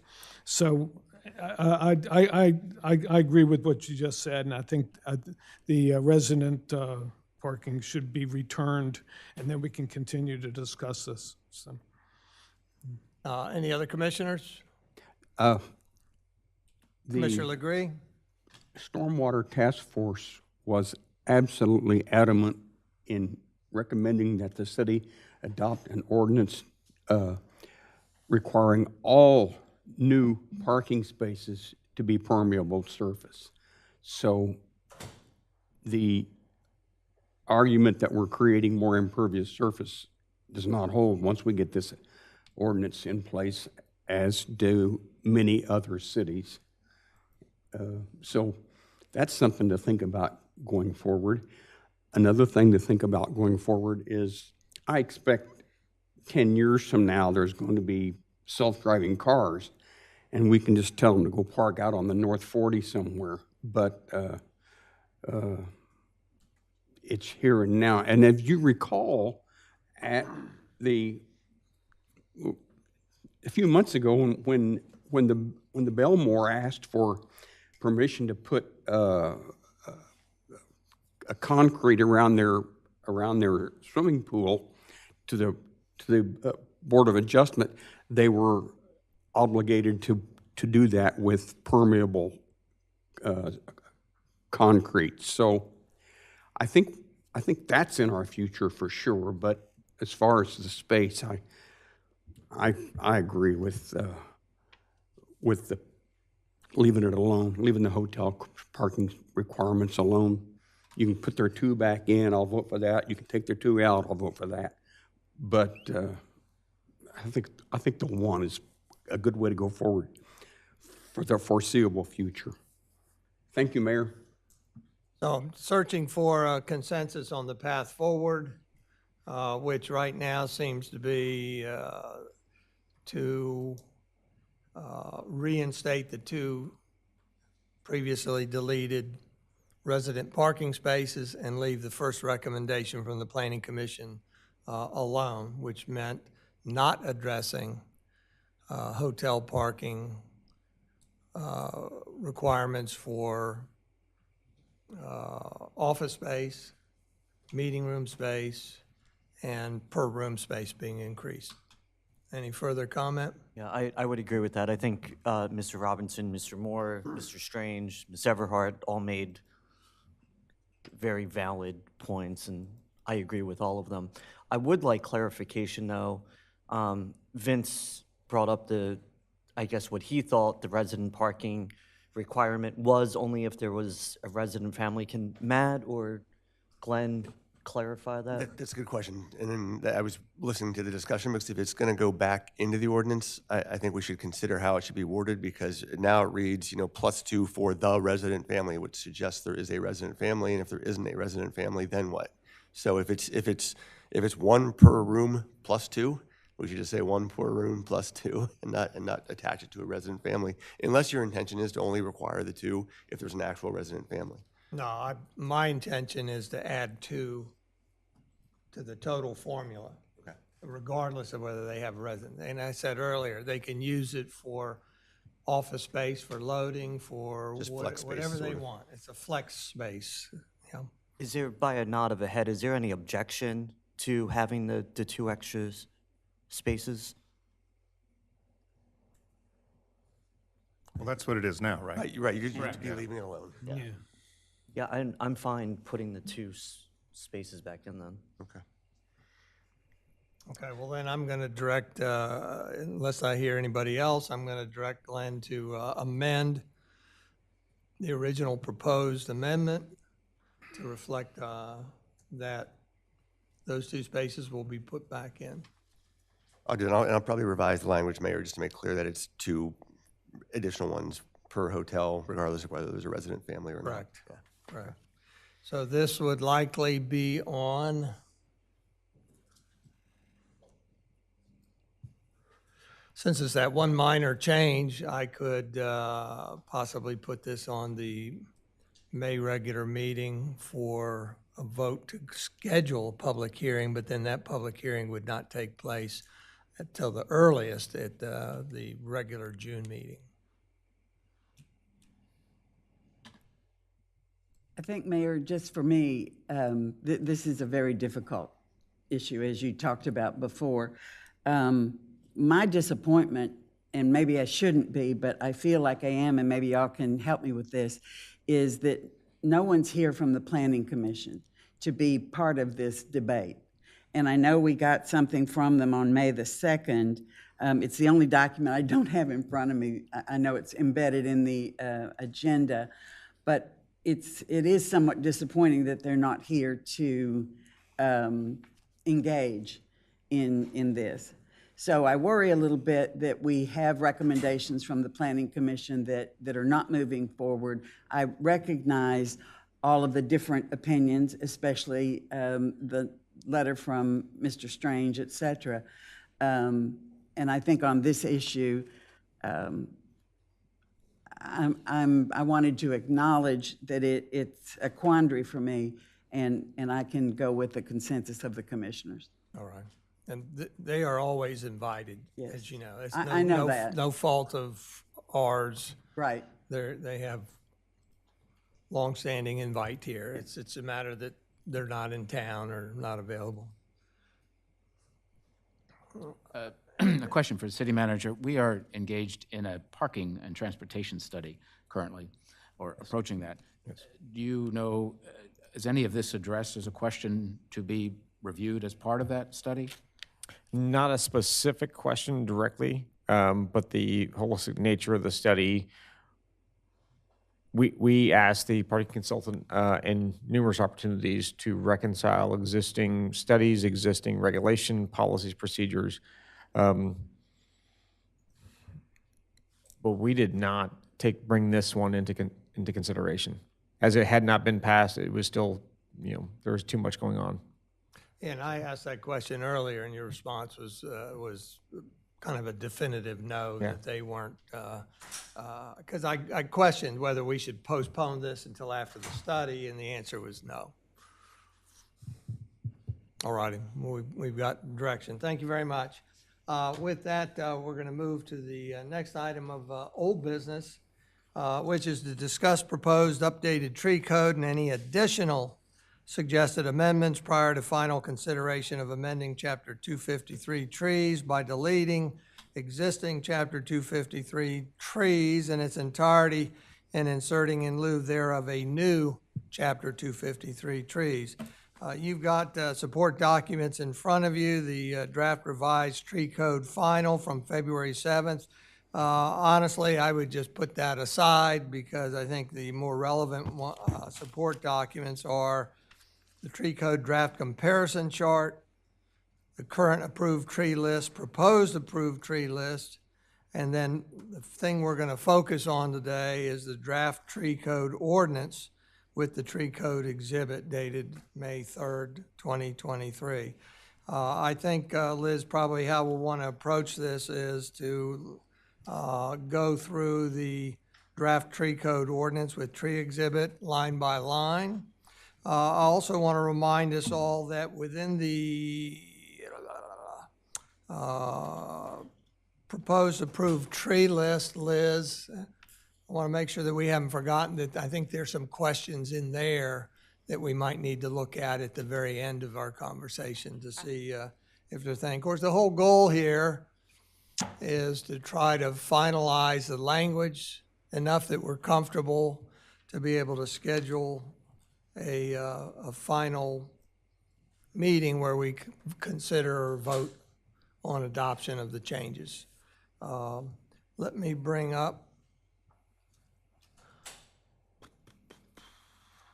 Mayor, before you bring up the ordinance itself, could I short circuit what you want to do? Yeah, yeah. Mm-hmm.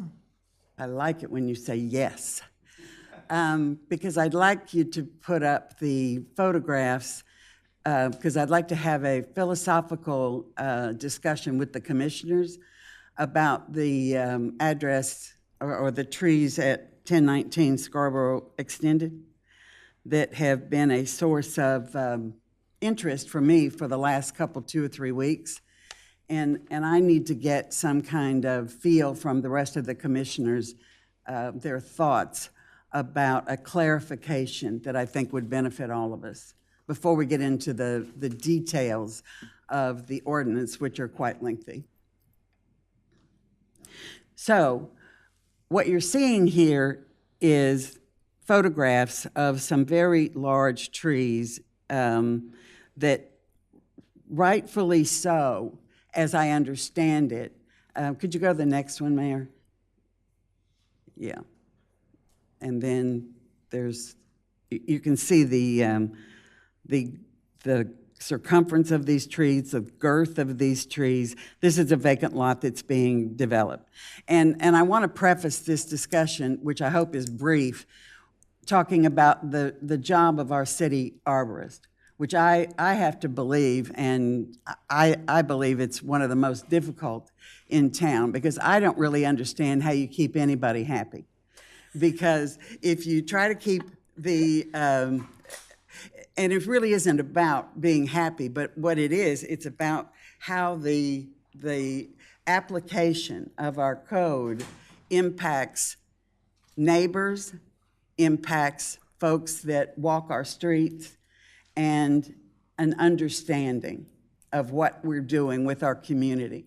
And this is so timely that these trees were taken down, because we're in the midst, as we have been periodically for the last decade, of working with this tree ordinance to try to bring it to a high level, or higher level, I should say, of simplicity. And in doing so, we have made some fundamental decisions of we're going for quality of trees more than quantity of trees, which I believe is a good thing. And hopefully it will be more simple as we tell the story in communicating what this tree ordinance is really all about to our constituents. And maybe it will be easier for folks to do business with the city of Rehoboth. But what happened here with these trees is it's kind of embedded all the way throughout our ordinance, and I'll get to that as we go through line by line. But I wanted to be very clear that when neighbors, residents, passersby see this, they, with a backdrop of the commissioners working on a new tree ordinance, they want to understand, how did this happen? Did it happen correctly? Did it happen, as we are aware in other cases on other properties in town, sometimes it's not done by the book. It might be done after hours, or it might be done in a different time of the year. But this one was not, because Scarborough Extended is under quite a bit of redevelopment at the moment. So very wonderful things are happening. But it also brings all of our residents and neighbors very hyper aware of what's going on around them. So the only thing, I'm not quarreling about the rationale of the 4 trees. They're kind of on the perimeter of in the corners of the lot. What decisions were made about them. What I want to understand is, it is my understanding that we have a long-term practice that when neighbors want information about trees on private property, we give them that information. We tell them, if questioned, a tree can be diseased, it could be damaged, it could be in a footprint without, giving any additional information, or any other reason that our very qualified, in my opinion, arborist has given permission to do so. So I think there's been some confusion lately about whether or not we can share with our neighbors the accuracy of the issuing of permits. So I just wanted to kind of tee that up. I'm not sure if I'm making sense, but the bottom line issue is there anyone up here on the commission that believes if a constituent, resident, property owner, et cetera, asks whether or not permits have been given correctly, that we should have any reservation about giving them that information? Does anybody see this as a controversial issue, or asking a direct question, receiving a direct answer is the way to go? Does that pertain to everything then? In other words, if you had a permit to put in a new bathroom or an addition, is that something that needs to be or should be shared? I don't know if I was interested in going that far, but I have talked recently about, you could replace the word tree with the word fence.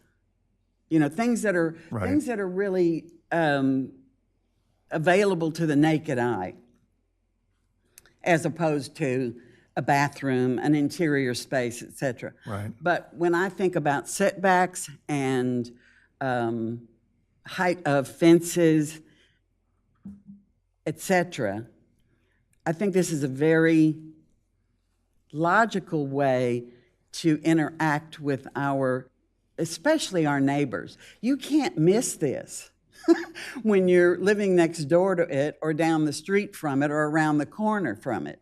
So the narrow issue that I've got is just making sure that the commissioner expectations are that, of course, we would engage in a professional manner to answer questions that neighbors have about the accuracy of what happened on any property relevant to trees. Tim. So I was under the impression that in this particular, I haven't watched it, but usually these things come before the board, the tree committee. Is that the case? If they're denied it, but in this particular case, they were not denied. So there wasn't a public discussion about this then, like there would have been? This would be just regular, normal, everyday practice that I'm sure Liz Lingo interacts with people all the time. She's interacted with me over the years with calling either on behalf of a resident or something I've observed, and she's been very professional to give me the information. I just want to make sure that the sharing of that information is not a problem for any commissioner sitting up here. I mean, I think. Go ahead. No, go ahead. I think my immediate question would be, would they be able to get the information through a FOIA request in any event? So I'm glad you asked that, because that's one of the things I was thinking about. There's a difference between what you as commissioners set as your policy with sharing information versus what's required under the law. So the Freedom of Information Act certainly requires that records be produced. So if a member of the public asks for the tree permit that allowed the trees to come down, that's a record that we have to produce as a local government. And what about taking that a little bit further, like Commissioner Bennett did with other renovations? Would house plans also have to be made available if someone asked for them? That's always a touchy one, honestly. We talked through that because there is a section in the code that allows specifically for government institutions that if giving out that document would provide some security risk, we don't have to provide it. And sometimes I think that extends to local privacy issues and where a person's bedroom is located versus their bathroom. So I'm always a little bit hesitant when it's just straight house plan requests. But the question about records being produced is different than the question about if somebody comes in with a general question and they're not asking for a record. And I think that's what the commissioner is talking about. Somebody comes in and says, well, tell me some of the details about how these trees came down. That's different than show me the building permit, and I guess that's a record. Well, it absolutely is, because we have a link that you can click on to go online where you can enter an address and it brings up a building permit, okay? But I guess the question is, to what extent does that information cover these things? For me, the constituents, and even myself, the biggest question is why? Why are these coming down? Why? Not too many people ask, why are they putting in a new bathroom or something? But they certainly ask, why do these trees come down? I had a neighbor that came to me, and they tore out a fence and were trying to put a fence back in, and they were stopped. This many years ago. And so they came to me, and why? Why were we stopped? And why were we given a stop order? Well, number one, they didn't go get a building permit. And number two, the existing fence that they had torn out was actually on city property. So they had to, but it was the why that was curious. And so I think that it is appropriate to be able to answer them. The Freedom of Information, I don't think always gives you enough detail, and it's not necessarily friendly, and it takes more time. It's more time consuming. So I don't know what the balance is there. Well, I want to focus only on trees today. I want to bring us back to that. That's what's on the agenda. That's what's on the screen. So, because there is language in the ordinance as we go through, I think around line 740, which is always a treat, that it talks about what happens when a permit is denied in greater length than what we ever talk about when permits are approved. So my way of thinking, and what has been brought to my attention by neighbors, on Scarborough Extended is that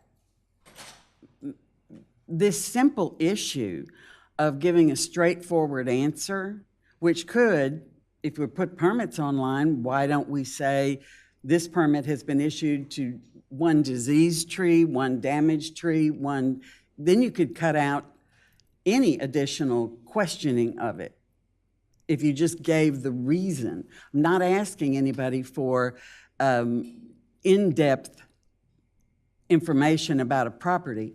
And I believe, and Liz, correct me if I'm wrong, we have a long-standing practice of interacting with our community rather than answering a straightforward question with, do a FOIA request.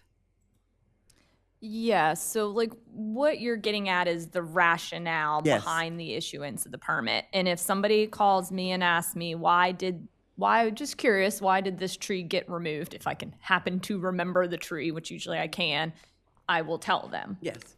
However, I can see a little bit of an issue. So say it's the neighbor and I say it was removed because it was very severely diseased and was in danger of immediate failure.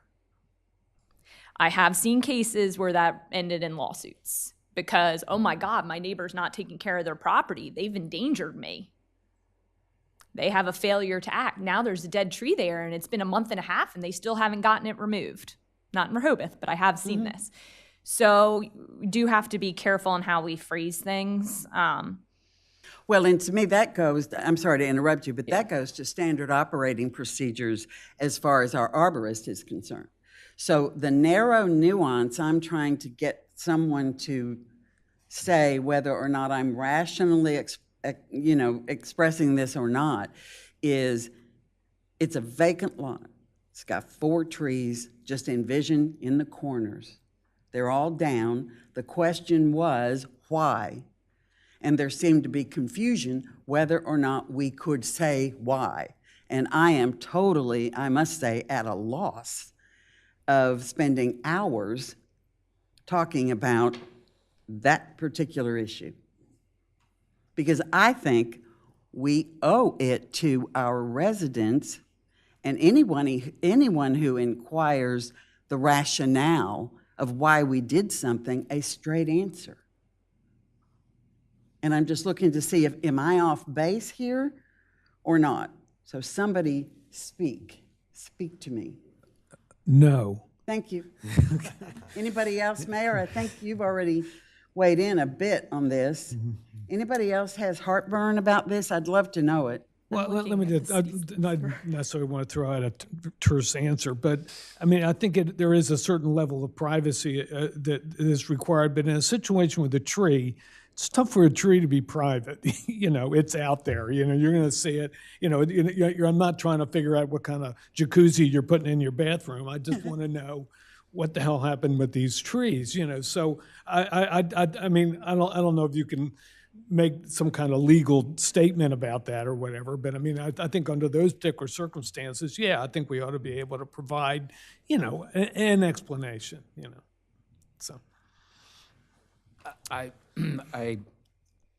understand what you're saying. I guess my concern is how do you draw the line? Or, if we can establish a policy or procedure, what is shared or what isn't shared, I agree with that. I think that public information is good, but on occasion the city has been accused of playing favoritism. So if I go and ask, well, why is that house so tall? I think it's taller than it should be. I want to see the plans. Where do you kind of draw the line? I guess the line I'm drawing for today is trees. We've got a tree ordinance in front of us. It's trees. I only use those other things to illustrate. Maybe there's issues in other places, but this is only trees. So I can make a suggestion as to where we draw the line. What I do is in the current code, not the draft, in the current, there are 1 through 7 criteria. You can meet any one of those criteria to be issued a permit. So if somebody asks me why a tree was removed, I will tell them it met blank criteria, number 1, tree is removed, dead and or dying, whatever it may be. And if they want to discuss any further, that's where we draw the line. Sure. So specific details about the property, like if the tree was diseased or injured and they want to know specifically what type of injuries, see pictures of it, that's not something I'll give out via email or the phone. That's something they would need to do a FOIA request for.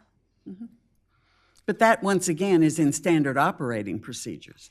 It's the line that the department draws. And if we have those, to me, it would facilitate the transition from one arborist to the next. And it lessens the difference in interpretations. But my narrow issue for today, and I'm not hearing anybody say no, that this kind of explanation from Liz and continued sharing with our individuals who inquire is fine.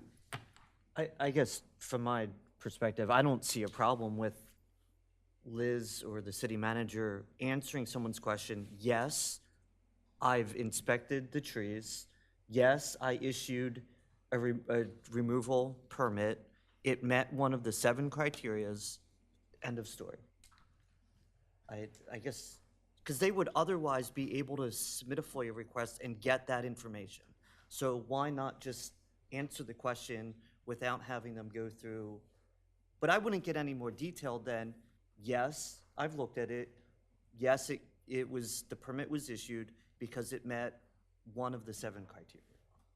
Well, when that was tried with me recently, and you got a copy of my response, my first line was, respectfully, I do not accept that answer.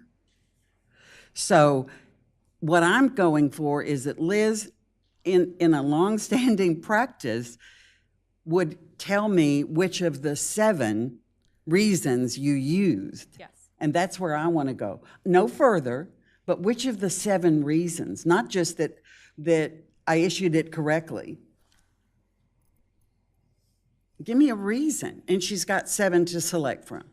So I'm just trying to validate that it is logical, respectful, and a way to do business with our community rather than say, submit a FOIA request. So I'm just going to land the plane that I'm not hearing a great deal of pushback. So as far as I'm concerned, the practice that Liz has done for some time continues on. Thank you, Liz. Thank you, Mayor, for the indulgence. Anybody else? Thank you, Commissioner. Commissioner Legree? There is an empty lot across the street from my house. Oh, there's an empty lot across the street from my house. And 3 days ago, they took the trees down. However, when I went to take a look, on the permit was written what was going on. And that told me that somebody had counted and discussed it and had come to a decision of this many goes and this many stays. And that was satisfactory to me. Just the fact that somebody had looked at it and put the permit up. I don't know whether you always write on the permits that much detail, but Try to, yes. And like in that case, they also went to Park and Shade, so to the commission, and so it was a dual. Some were approved on private, some were on public. So I made sure to note it because it's not even about the public, right? If I look back, or another arborist looks back, or the city manager looks, they should be able to read it and anybody should be able to read it and relatively understand without a ton of detailed explanation. Well, and to me, as our new city manager assesses all of the operating procedures in our departments, I would strongly advocate we just put this stuff online. It would actually eliminate people from contacting our city arborist to say, why'd you do something, if all is available online. Well, you can read the permits online. Well, but the 7 issues. The 7 choices of why something was done, I don't believe are there. Are they? Well, I mean, it's in the code. What I could do is every time a tree is removed, write the number next to and I usually write like dead or dying or in the footprint of the house. but I can maybe make sure I do a more consistent job with that on the permit Well, detail. You know, to me, putting things online is how people access information. So we might as well consistently do what we potentially now do in only some cases. Yeah, I can do a better job. We like to keep the narrative a little on the shorter side, but I could definitely do a better job. Well, I have to say that if that had been available, this discussion never would have happened, and all the time I've sucked out of the room today on this, you would have been given back, because it never would have been questioned. The rationale was not the issue. Well, I think it's still an important topic to discuss. All right, thank So you. thank you. Thank you, Commissioner. So we're going to resume. Mayor, if I could just comment one thing. Yes, sir. Would it be appropriate if we could, between Liz and the city manager, establish a written policy to address this so that consistency, as Commissioner Sharps mentioned, carries through for the future?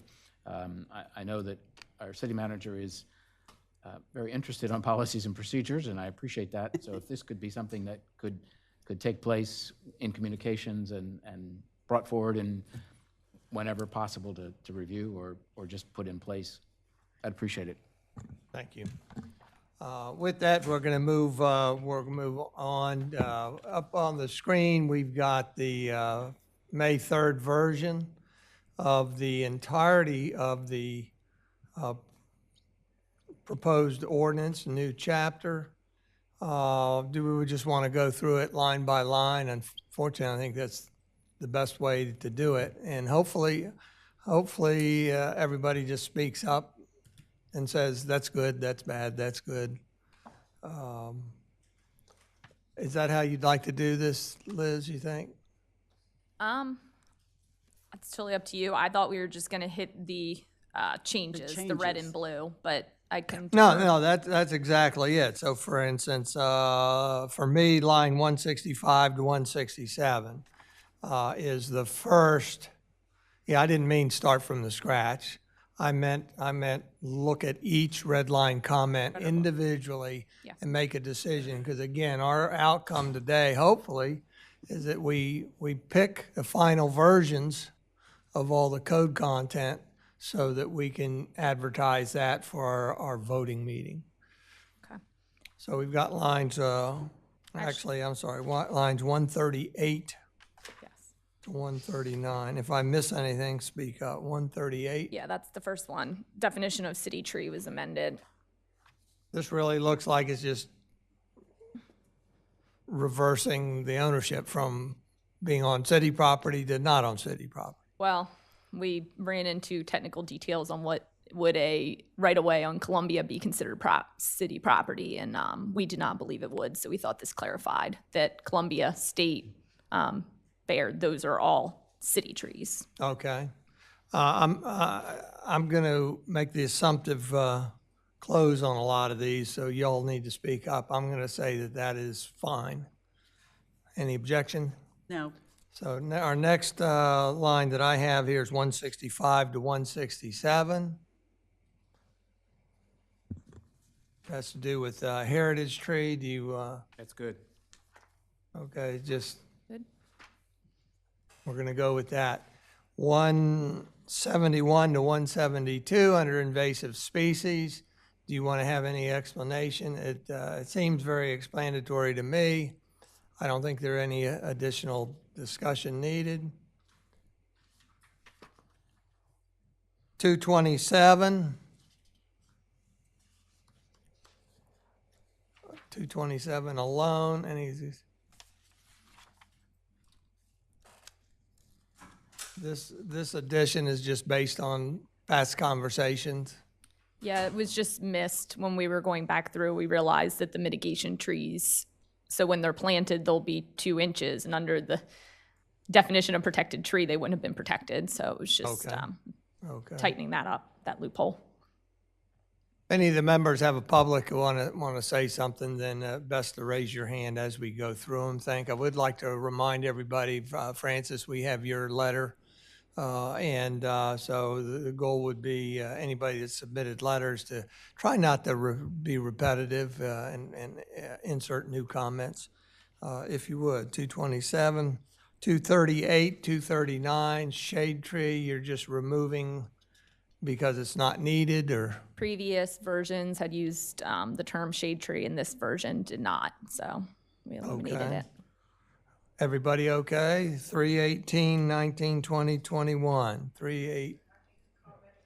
Whoops. Yes, ma'am.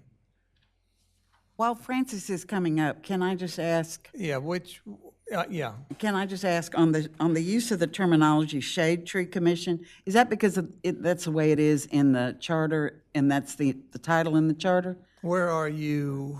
I was on 307.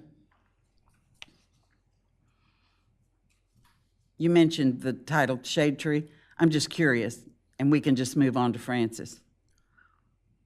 We can move on. We can move on to Francis. The commission is formally titled the City Parks and Shade Tree Commission, as it's shown in line 307. There was a definition earlier where shade tree was deleted because that is not used. Yeah. It wasn't, that definition wasn't related to the commission. It was like a term that was like, we were gonna require a planting of shade trees, and shade tree was defined as blank. Okay. The commission is no longer named that, is it? Yes. Yeah, it's Parks and Shade Tree Commission.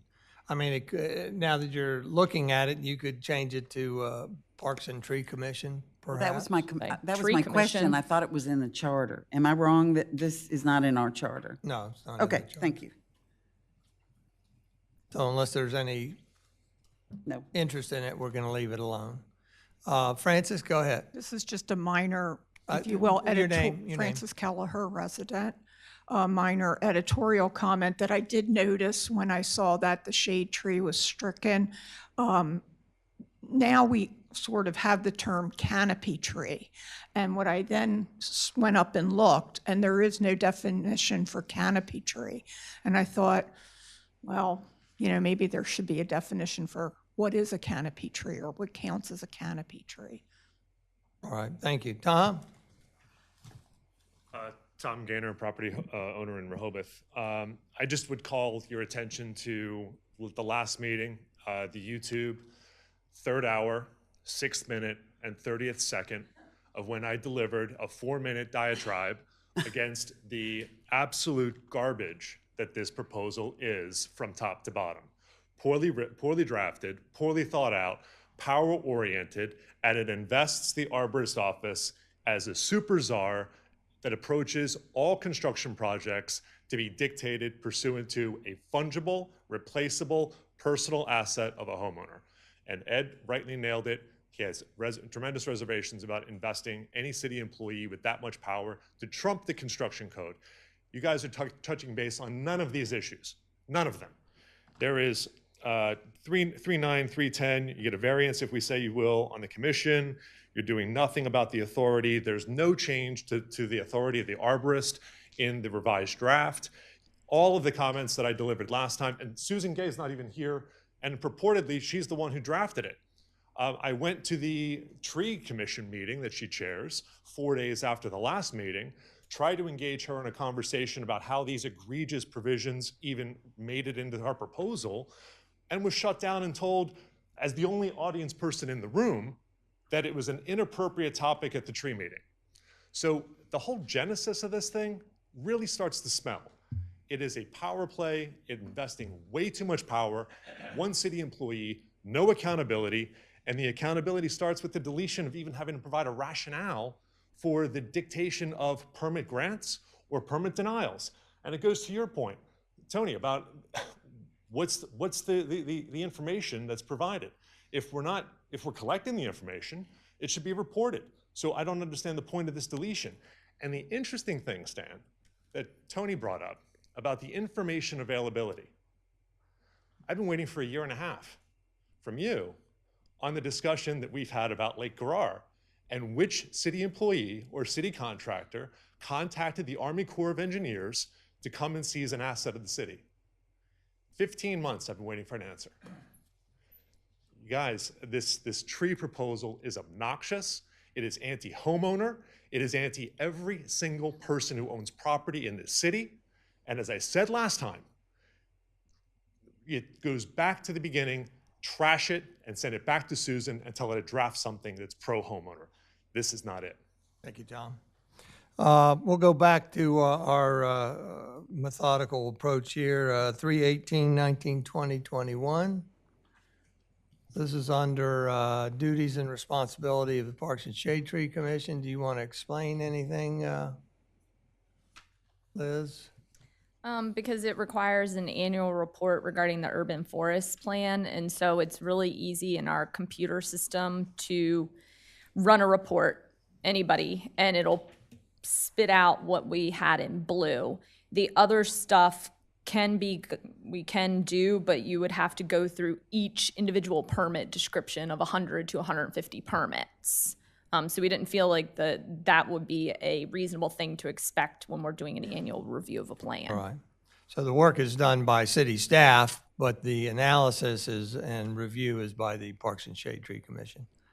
Are there any objections or comments on this change? If not, the next item I have is 383.45. This is under the section maintenance of city trees, 383.45. Liz, can you refresh my memory as to why why these three are here? Why these three? These three lines, 83.45. Is it just to be more specific and precise? Yes, so that Okay. it's not just, there was nothing in there to guide the removal and replacement requirements for city property. Okay. So this applies to both the city and any adjacent property owner removing a street tree or Thank city you. tree. Liz, it mentions heritage trees must be replaced with 2 trees per tree removed, but there's no size requirement there. Whereas the very next line, otherwise each tree removed must be replaced by a tree of at least 2 inches caliper and 8 feet high. Did we miss something on that very first? I guess you can ask the city solicitor. To me, that I would see that as both of the trees, both those situations, they have to be 2 inches and 8 feet. So if you'd make a note. I think that's just a grammatical. Any questions by the commissioners?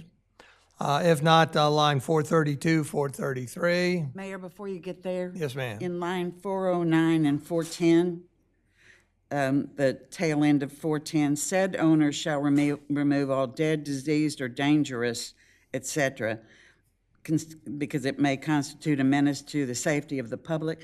City solicitor, maybe this is more for you.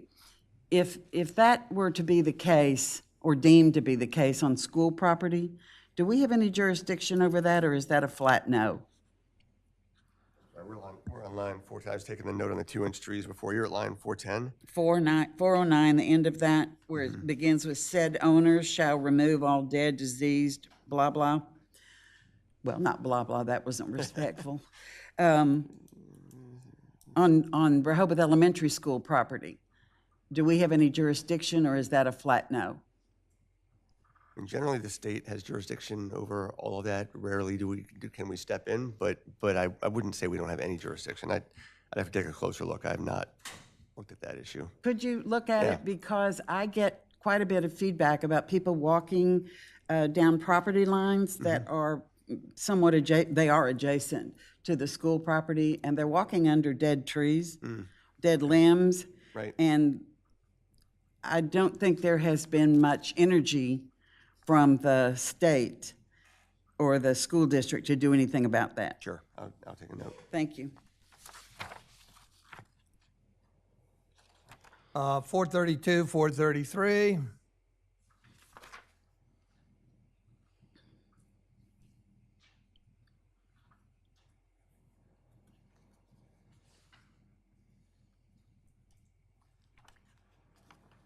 There's no comments. We'll move on to 437. Is just wordsmithing. 439, 440, 441. And City Solicitor, this whole section, I'm curious about the school responsibilities. Okay. Thank you.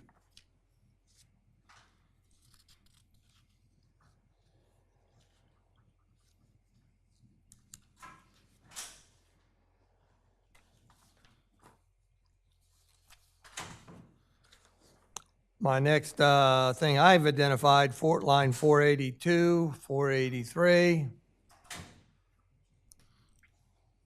You've just deleted this. Yes, it was unnecessary since we have an approved tree list. We don't need to say that pursuant to a city tree planting requirement, they can't plant invasive trees. Okay. If there's no objection, I'm moving on to the next item I have, 493, 494. Mayor. Whoop. Francis. Yeah, but I would just like to make sure the comments are short because we've got another 100 to go. Yes, ma'am, Francis. Which one are you commenting on? As we're here at this backup where it was the, This- I have differently. I don't have the different lines on my thing, the 253.21. Okay. So here's where I do want to make the comment that what is missing. So what's missing up here? And what was taken out of the old code in this section was the wording about the location of trees must provide adequate room for tree growth and health. And I've commented repeatedly that that kind of wording needs to be put in here. It's a, if you will, a protection, not only of the trees, but it actually protects property owners and adjacent properties. It is, those kind of words are actually in the mitigation plan thing. So they are back later on, but they're not really up front in a sort of a general thing of where trees that are part of the minimum tree density requirements would be planted. And I'm just going to say, take the opportunity to say, sort of what David was saying. I was very disappointed at the last meeting in how the residents' comments were summarized by Susan. I like Susan, and I know she, has put a lot of work and hard work into this, but I didn't think that the commissioners were given a good overall picture of what the residents were saying in all of those comments that came the last time. I hope the commissioners read all those comments. Yeah, thank you, Francis. Next item I have on here is 493, 494. This is something new that might warrant discussion. Can you explain the nuances here, Liz, and Glenn, and maybe Glenn too? This is kind of a significant addition, I think. It is and it isn't, because we intentionally clarified it. So I was advised by the solicitors, and this is part of the intent with Susan, is that hotels, motels, rentals were considered residential use. Dwelling, that's when we got into dwelling units and dwellings, and it was intended for them to meet the same as any other rental or single family home, and to not exclude anything where people are residing, whether it be short-term or long-term. I guess I have a little problem with this, at least initially, in that for hotels, motels, or inn, the zoning has 100% lot coverage, right? No, Can't 50% lot coverage. they have no setbacks, though? Hotels, motels, inns can only cover 50%. They have a 50% lot coverage. They cannot go lot line to lot line. Hotels and motels cannot. Right.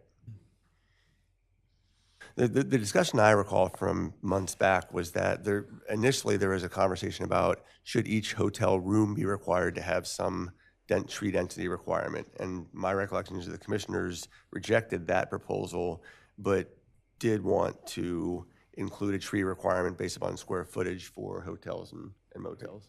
I want to mention, I had a conversation with Susan about this, and it seems like I think the commercial property should be should not be excluded.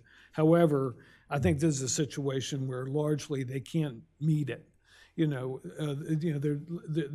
most cases, there just isn't feasibility of placing trees in those properties. And I think we saw that on a number of occasions in the Parks and Shade Tree Commission. So I'm thinking if we should consider some other means, basically, because I mean, essentially, we're creating, I think, creating a portion of the ordinance that's really they can't conform to.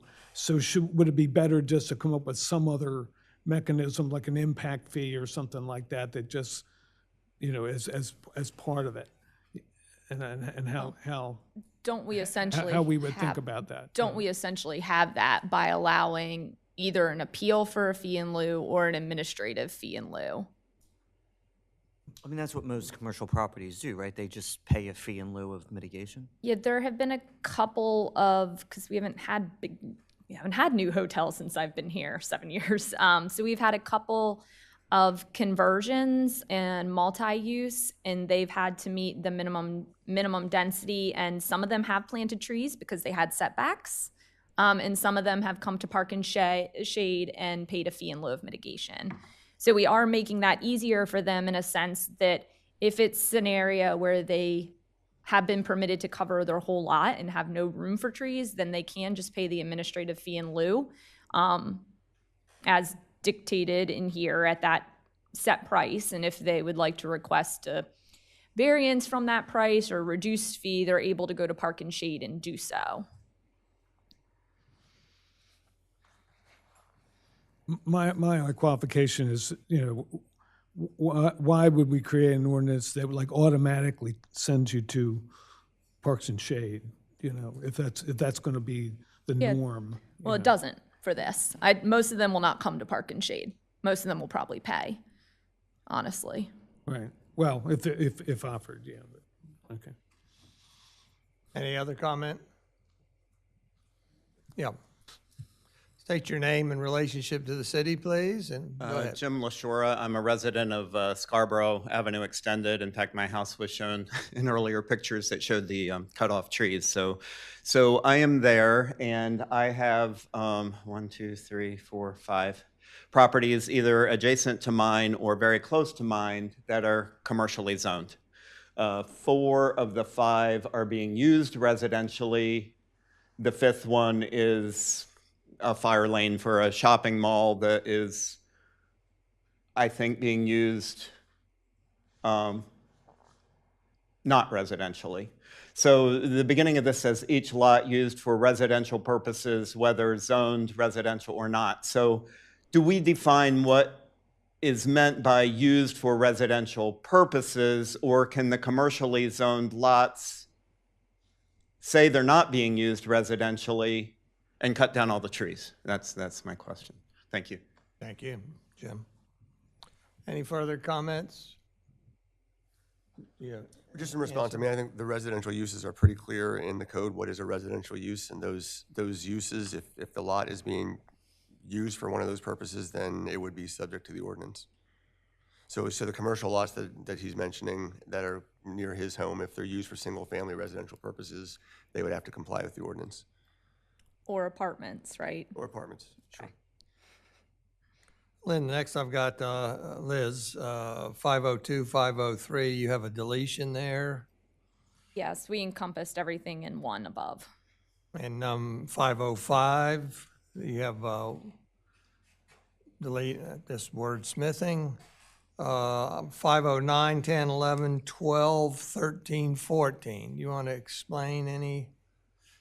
Sure. So the intent behind that, and it's like our third attempt to write it correctly, is that when the code was being revised, they wanted to make sure that the first tree had to be the native canopy. So if there's 4 trees required based on the size of the lot, then 2 of those 4 would have to be a native canopy tree.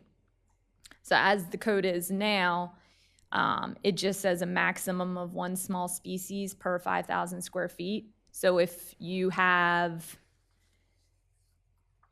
6,700 square feet, your fourth tree can be another small species. So they wanted to make sure that it was the canopy tree first, because this code focuses more on the total quality and canopy of the trees. Any comments by the commissioners? I'm sorry, Mayor, can we go back to 493? I'm having trouble with this one, where we're specifically calling out residential lot use for residential purposes and bringing in hotels, motels, and inns. Why would we be calling them out separately than any other commercial use? Because I was told they were included in that, and I did not think it was clear from the way the code was written that they were included. So the ordinance typically generally doesn't apply to commercial uses because commercial uses generally can build property line to property line, so there's no place to put canopy. But in the case of hotels, motels, and inns, they're specifically limited to 50% of the lot as far as coverage goes, and the use is residential. So if the ordinance is intending to apply to residential uses, even though a hotel can be thought of as a money-making endeavor, it's the fact that they have rooms where people can stay and sleep. It's been considered a residential use, and that's why they have been sort of looked at as something that should perhaps comply with the ordinance. That was the discussion that you all had as a public body months ago, but again, that's why it's in here. Doesn't mean it's the right outcome. Yeah, originally it was covered, hotels, motels, et cetera, were covered under number 2. So we just combined them based off our last discussion of trees per dwelling versus trees per square feet of land and made it just per square feet. Okay. So if we don't want it in there, we can take them out and say excluding them. But I think it needs to be stated one way or the other so that it's clear for everybody reading the code. Okay, Commissioner Stronowski? Yeah, I think that, I'm sorry, I just, for some reason, my mind is that I think all commercial properties should be treated the same, but I'll digest that one. I mean, we did play around with that, and I thought the consensus was kind of what was said earlier, that places that can cover 100%, it just didn't make sense to hold them to that same requirement. I understand the rationale. Yeah. I mean, some, there are some commercial properties that have like an apartment on the second floor and all that kind of stuff, and that would apply. I mean, we could do it anyway. We could say any lot, period. So it's just a matter of an edit in the code. It sounds like I'm the only one that's hung up on it, so you can just keep going. Next is lines 527, 528.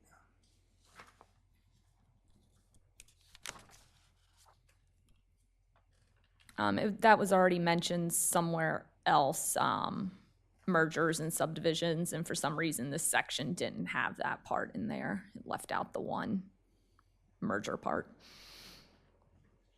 No further comment. Line 561. Or a permit was unnecessary because every permit has to have an approved plan. Okay. 637.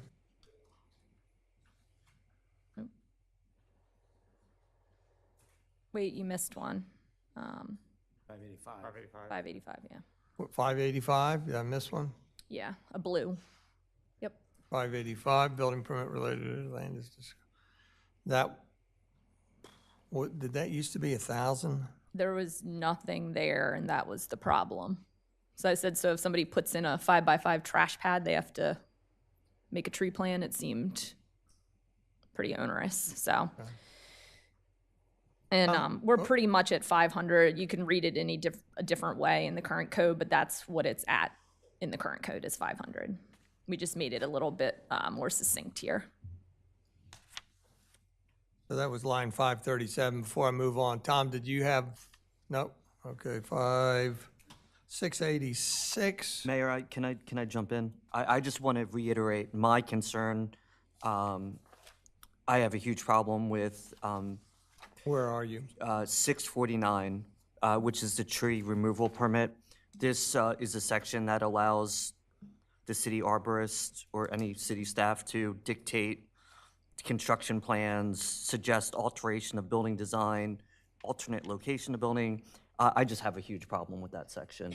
And the ability for one staff person to dictate that is not something that I'm You're willing talking about to this support. paragraph here?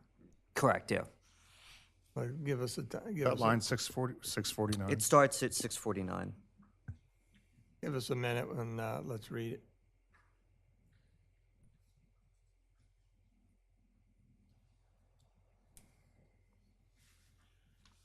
I would like to be informed on this particular area of the definition or the explanation of what is reasonable.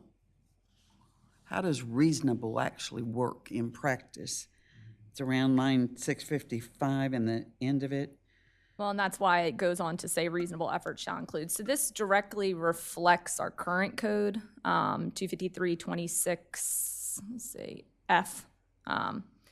So this is what gives the city the ability to say, you have taken your front walkway and run it through the middle of a 40-inch specimen oak tree, and we would like you to curve that walkway around the tree to preserve it.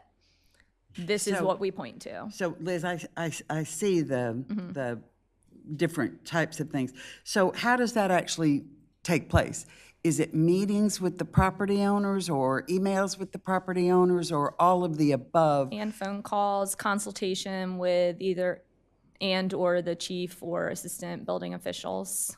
And So- how is that normally received? Honestly, sometimes it's not an issue, and then sometimes it's a problem. It just depends. So like a lot of times what I gave you was a similar, like, okay, well, there's an outdoor shower popped on top of a 32-inch maple. Right. So can we move the outdoor shower around the corner or to the other side of the house? And sometimes for the builder, it's never a problem. Let me preface with that. Okay. Okay. They can do almost anything. Okay. It's sometimes the homeowner is upset. So say they wanted a patio that was 10 feet long by 15 feet wide. And we say, well, if you flip it and make it instead of 10 by 15, 15 by 10, we can preserve this specimen tree and you still have your back patio, same size, same function. And I've had somebody get really mad over that. Yeah. I remember these discussions over all these years. Thank you for reminding me.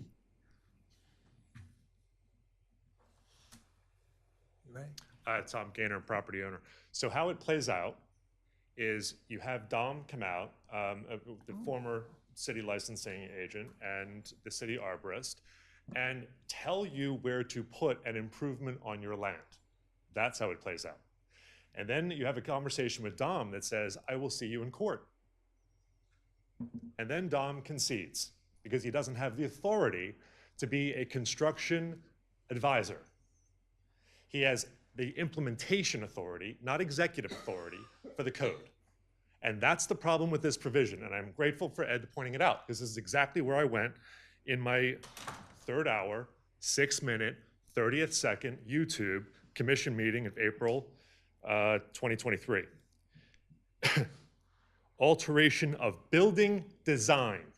And while it sounds quite benign with regard to an outdoor shower and a patio, that's not what ends up happening. What ends up happening is you'll either cooperate or you will pay money for lawyers. And God knows Mr. Mandelis knows how much I've spent on lawyers over the last 4 years, because we've been quite engaged.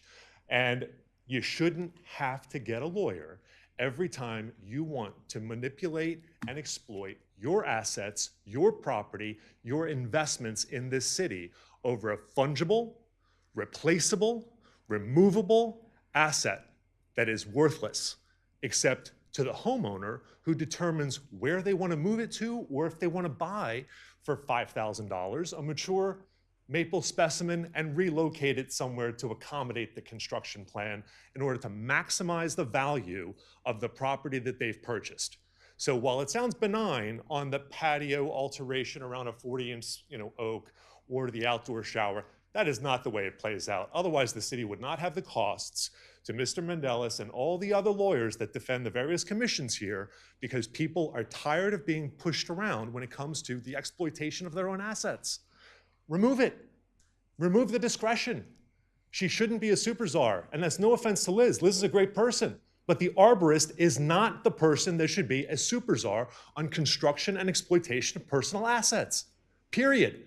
And if you guys don't change that provision when you have the opportunity, you basically are running a headline. Susan Gay's proposal continues pernicious assault on property rights in Rehoboth.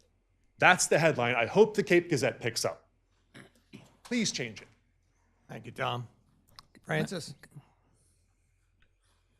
So I'm going to echo a comment I've made. Your name again. Francis Kelleher, resident, that I've made over and over and over again. But one, I'm going to say again, so many residents commented on this topic, and the fact that they weren't taken into account. I think none of my comments have been taken into account, but that's an aside.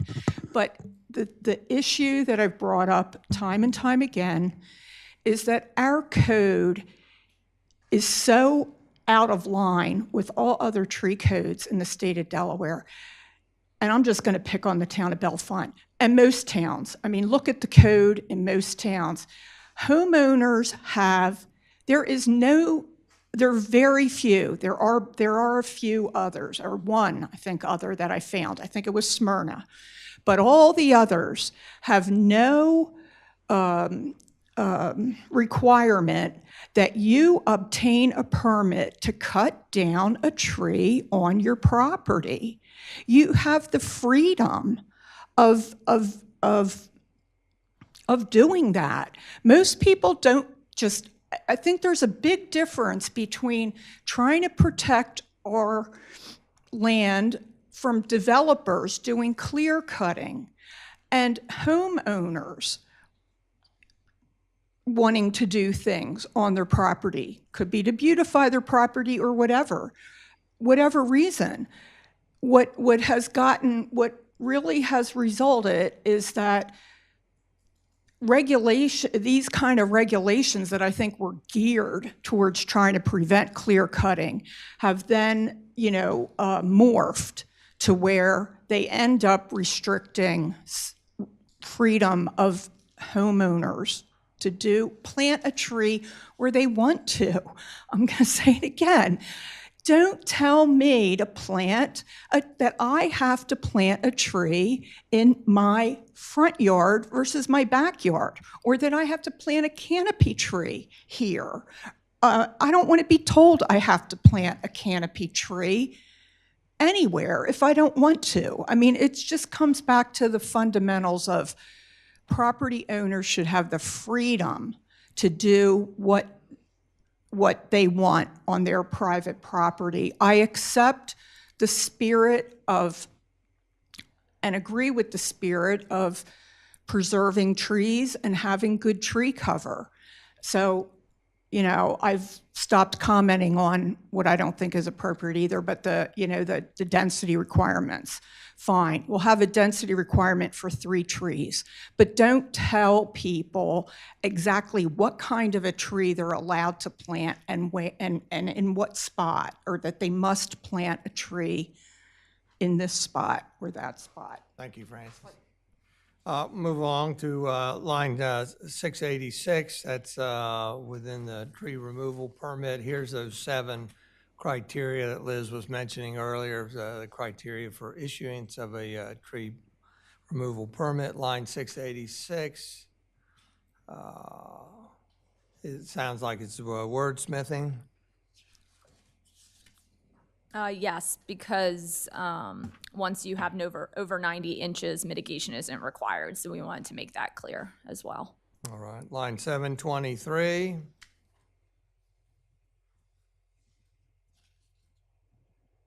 Was this redundant, so it's removed, or? Application.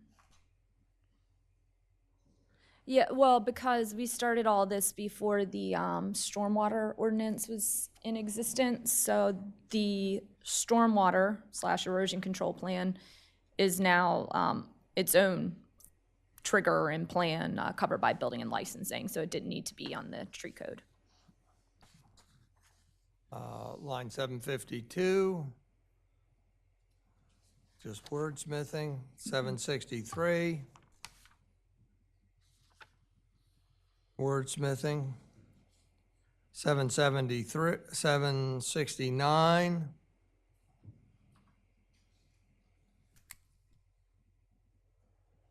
wordsmithing. yeah, technicality. 773, wordsmithing.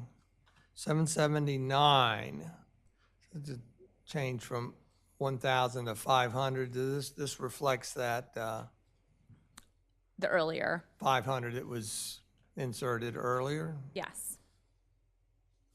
Line 800, 801.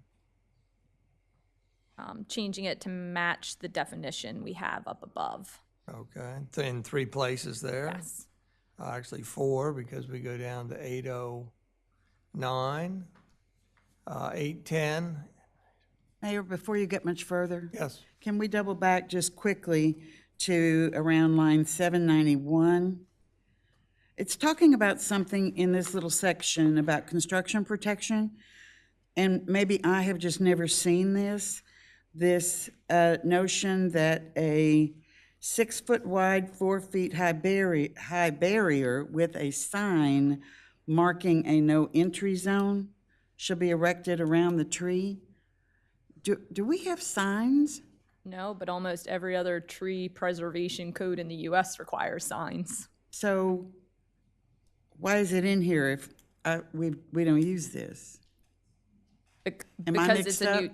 well, it's a new thing. Yes, it's a standard. Oh, it's an addition. Yeah, so it's a standard Thank best you. practice. Thank you, I I'm mean, sorry. it's been in the draft for a while, but Okay. yeah, we currently have the barrier, but we do not have the sign. And one of the original things behind revising this code was to make stronger protection. Thank you. Sorry, Mayor, go on. That English was added some time ago, and then Spanish was added after the fact, I Okay. believe. So next, after 800, 801. Whoops, that's back to that. We're at 810. 830s. No, we were at 810.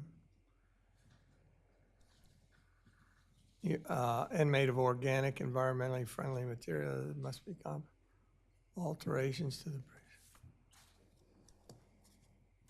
What was that, the barrier around it that was originally needed to be made of organic material? I don't know. I asked the question, what is this? And nobody could answer it, so we removed it. Yeah, that doesn't make sense to me. I mean, best practices generally are the least harm, like if we're talking a fertilizer or an insect treatment, least harmful, most environmentally friendly would fall under best practices. And we don't need to call that out, that it's the least. Yes, the most selective, least harmful, yes. But we don't say that, we don't need to say that. No, Okay. best management practices. Thank you. 836, 837, if we remove the authorization procedure, who then authorize? How do the people know when it's okay to remove the fence protection? So we didn't remove it. It's just all tree, it's right there on line 839. Okay, so B on, there's a new B, in other words. Yeah. Okay, Just reworded a little. okay. 844, 5, 6.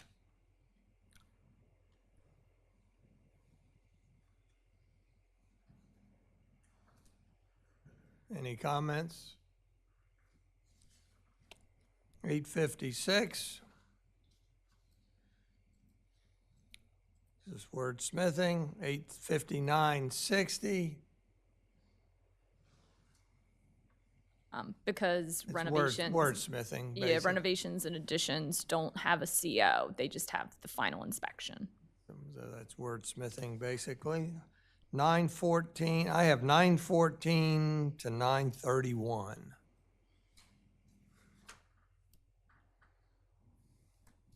This is under appeals, violations, and remedies. A, do you want to explain any, what you can? Sure. So the way it was originally, I think the intent was good, but the way it was originally written had the city serving as like an advocate for a private owner in front of the commission. And it's really not, in our view, it's not the city's responsibility. The city's responsibility is to follow the code, make a report, include the facts and detailed observations that are pertinent to the case, and then it's up to the commission to decide whether or not a waiver is appropriate. It's not up to the city to make an appeal on an applicant's behalf. And so this gives them that waiver, which currently the Park and Shade Tree does not really have that ability.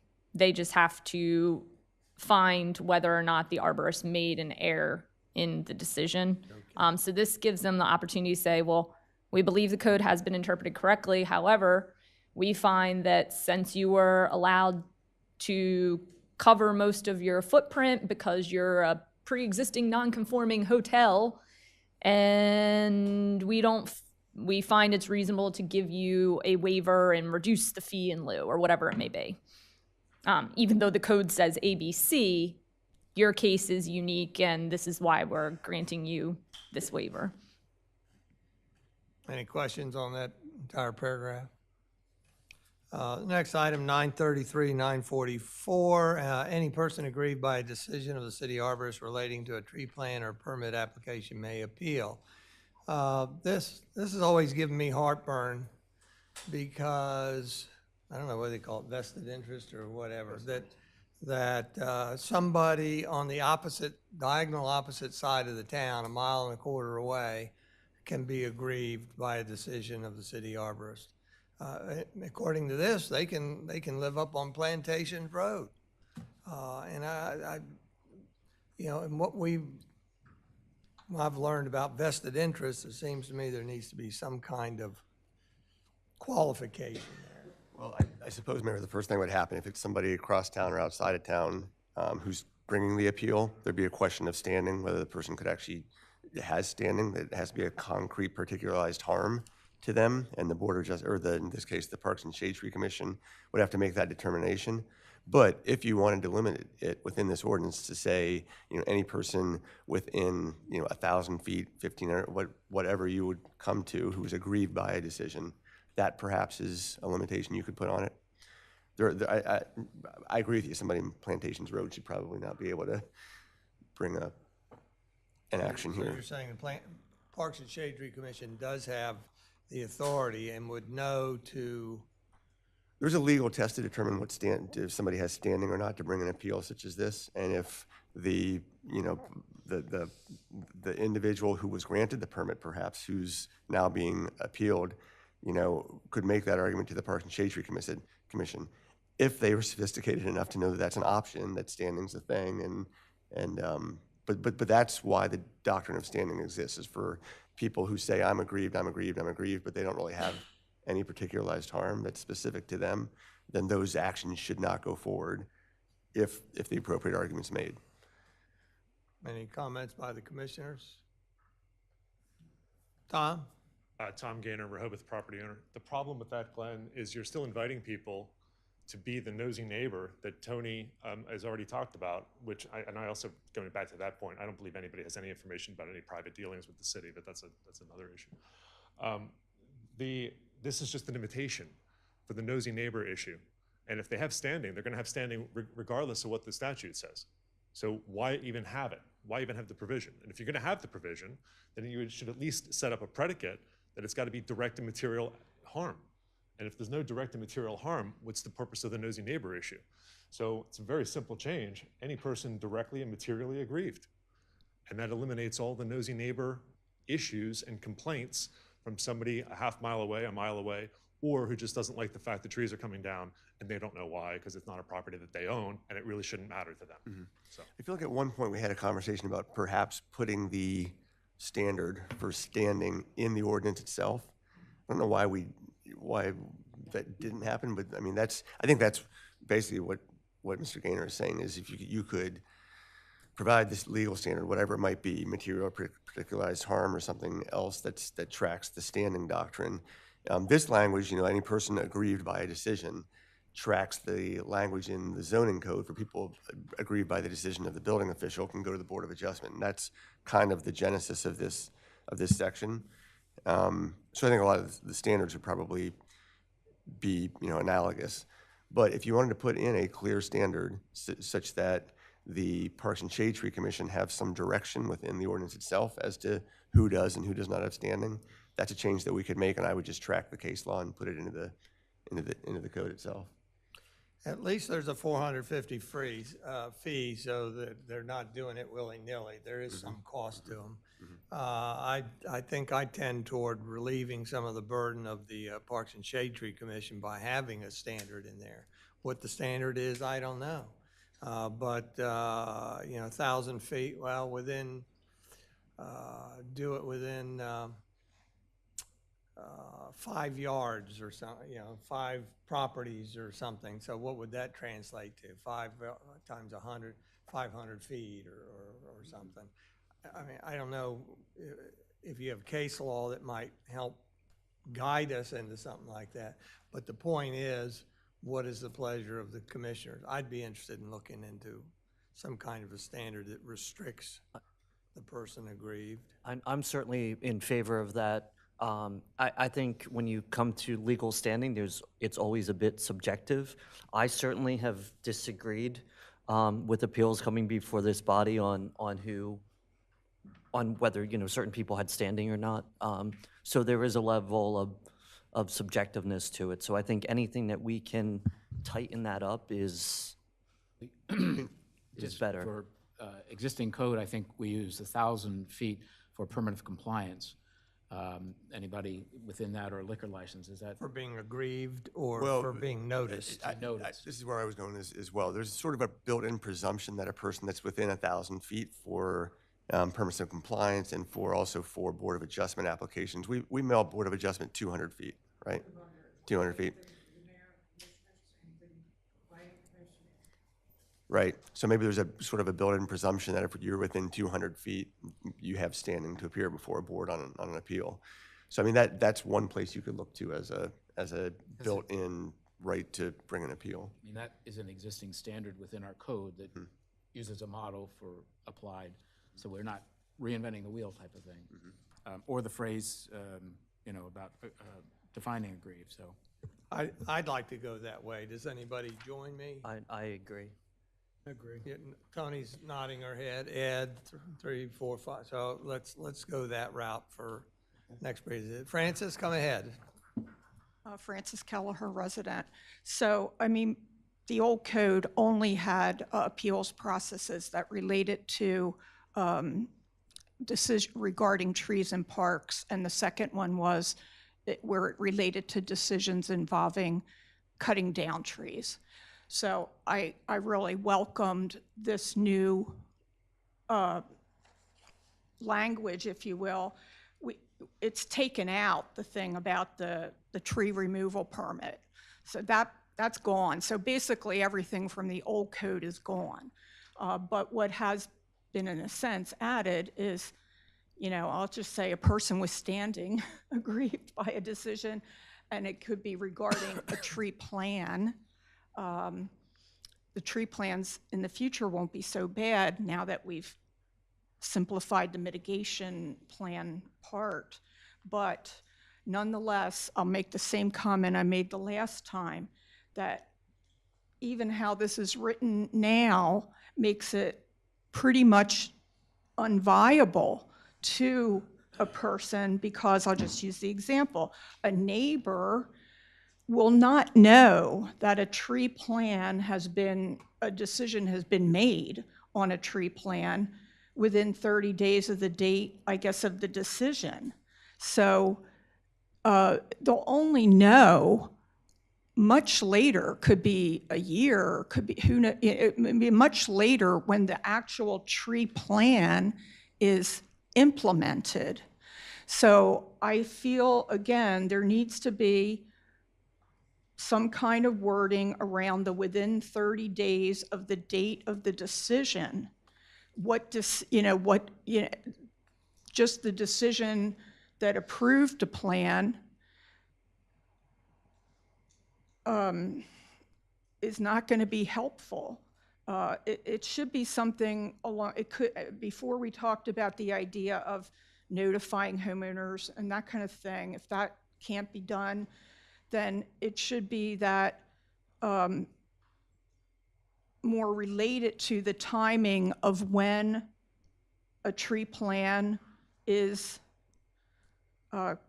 carried out. I don't know what the right words would be, but all I'm saying is the way it's worded now, I mean, it's good because it does give homeowners who are, adjacent neighbors and such a path to appeal a decision, but putting within 30 days of the date basically makes it pretty much unusable. Thank you, Francis. With that, we've got direction on 933, 934. Next item I have is line numbers 967, 968. Oh, line 943, we added an S for a typo. 940. Just a typo. Didn't want Right to skip here, one. Parks. Next is 967, 968. Looks like it's just clarification. Next number I have, line numbers 1046 and 7, 1046.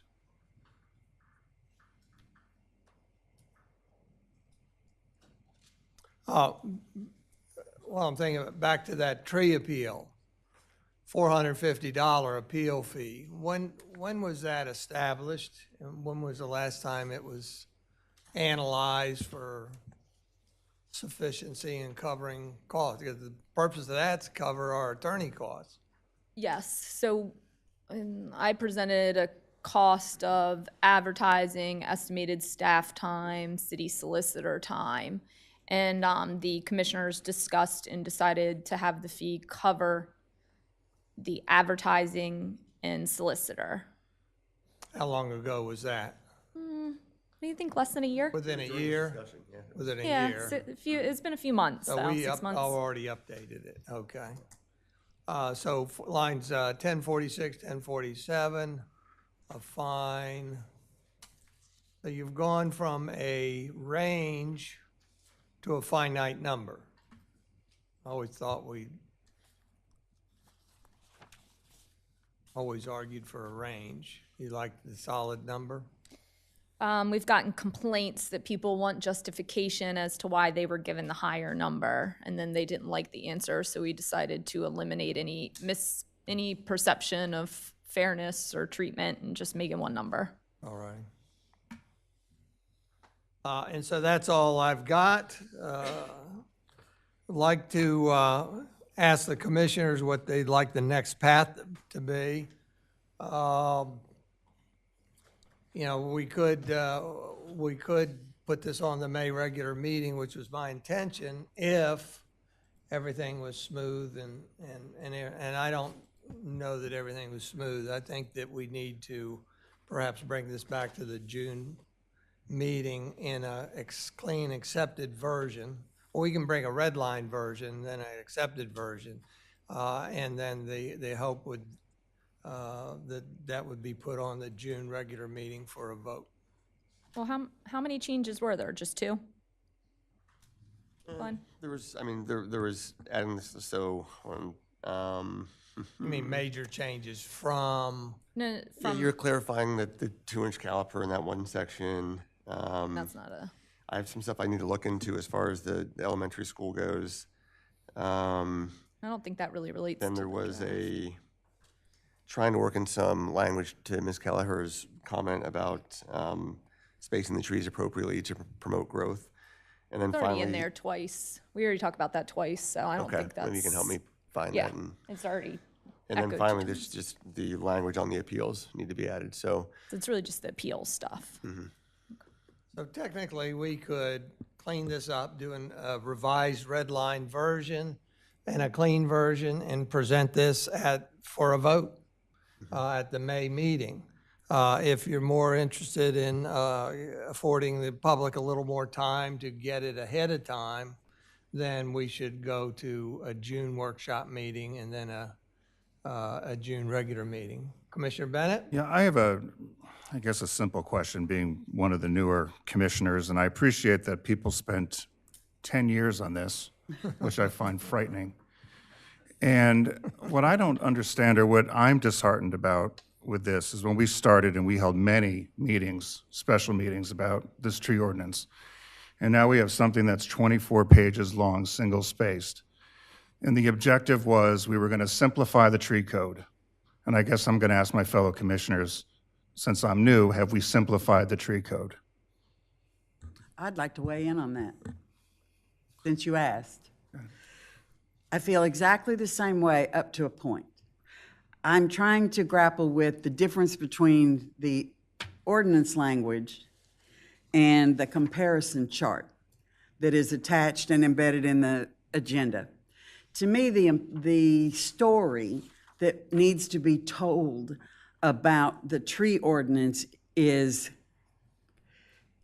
guided by this comparison chart, which in its essence is nothing more than here's what the current code says and here's what the draft code does for us as a community.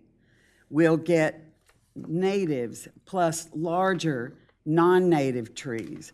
We'll get trees that are of better quality than we've had in the past. To me, Tim, it is, Commissioner Bennett, it is the translation of this comparison chart, which should be what has distilled down from all of these pages and all of these line items in English. This still needs to be translated into a very understandable story instead of a comparison chart, if that makes any sense, because I've been thinking about the same thing, that one of the challenges that I think we always have in Rehoboth is, for some reason, things sometimes get lost in translation. Right. I don't know how anybody else feels, but if I may, I'd just like to add, a few of us speak legal, legalese, and it's unfortunate that the goals and the values and everything that are imparted in this ordinance is tough reading, just in terms of like how do I read this and get an understanding of it and so forth. But I mean, I think the core tenet of this, and you got to appreciate too, that we've had a tree ordinance in some form and fashion since the 80s, right? I mean, I think that was one of the first time. So I personally think that the tree ordinance, with all its flaws and conceivable inconsistencies and difficulties, has still made Rehoboth a better place. And it has certainly preserved the natural asset that we have in the trees that we have, and I think if you just look at the overarching goals of what the CDP says, is that we're trying to preserve this place. We're trying to keep Rehoboth, and it's like how does that coalesce in your mind to be able to sort of feel that that's the case and that's what's going on. And I do feel that obviously we have the schism between what we consider our property rights, our personal property rights, and the community rights. And this is clearly on the side of the community rights. We're really trying to give some strength to the assets that we have in order to be able to preserve them. We're trying to demonstrate to people that it has value, and it has monetary value. And Mr. Gaynor's conversations, it's all about the value of my property. Well, the value of your property has trees on it. So and it's like, how do you respect that? And let me finish first. It's a balance, and I think this iteration of the revision, which I was involved in the early days of it, God knows how many years ago, on the Planning Commission. But I think we have an improved guide to follow us, and I think we're heading towards a successful outcome. Well, don't you remember, we had a draft of the tree code that was like 8 pages, and it was so general and unfocused, nobody could tell, like, it was just all questions. So I think the 2 sections that really got longer were the sections on appeals to further clarify that process. And then definitions also increased quite a bit. So I'm kind of the same as you. I'd rather it be 8 pages and not 20, but I think to answer and close up loopholes and make things precise and specific and understandable instead of open to 37 different interpretations, it had to be this length to get all the information we needed in there. Because I mean, we can all go through it, and I don't think there's anything in there that we can take out at this point that would not affect the ability to read and interpret it. Any other commissioners want to weigh in? Tom? Tom Gaynor, Rehoboth property owner, and with all due respect, this is incomprehensible jumble. As a lawyer who does these comparisons, that comparison is woefully short. It does not do any justice to the details, and you also didn't tackle the core issues that allow for the discretion of the superstar.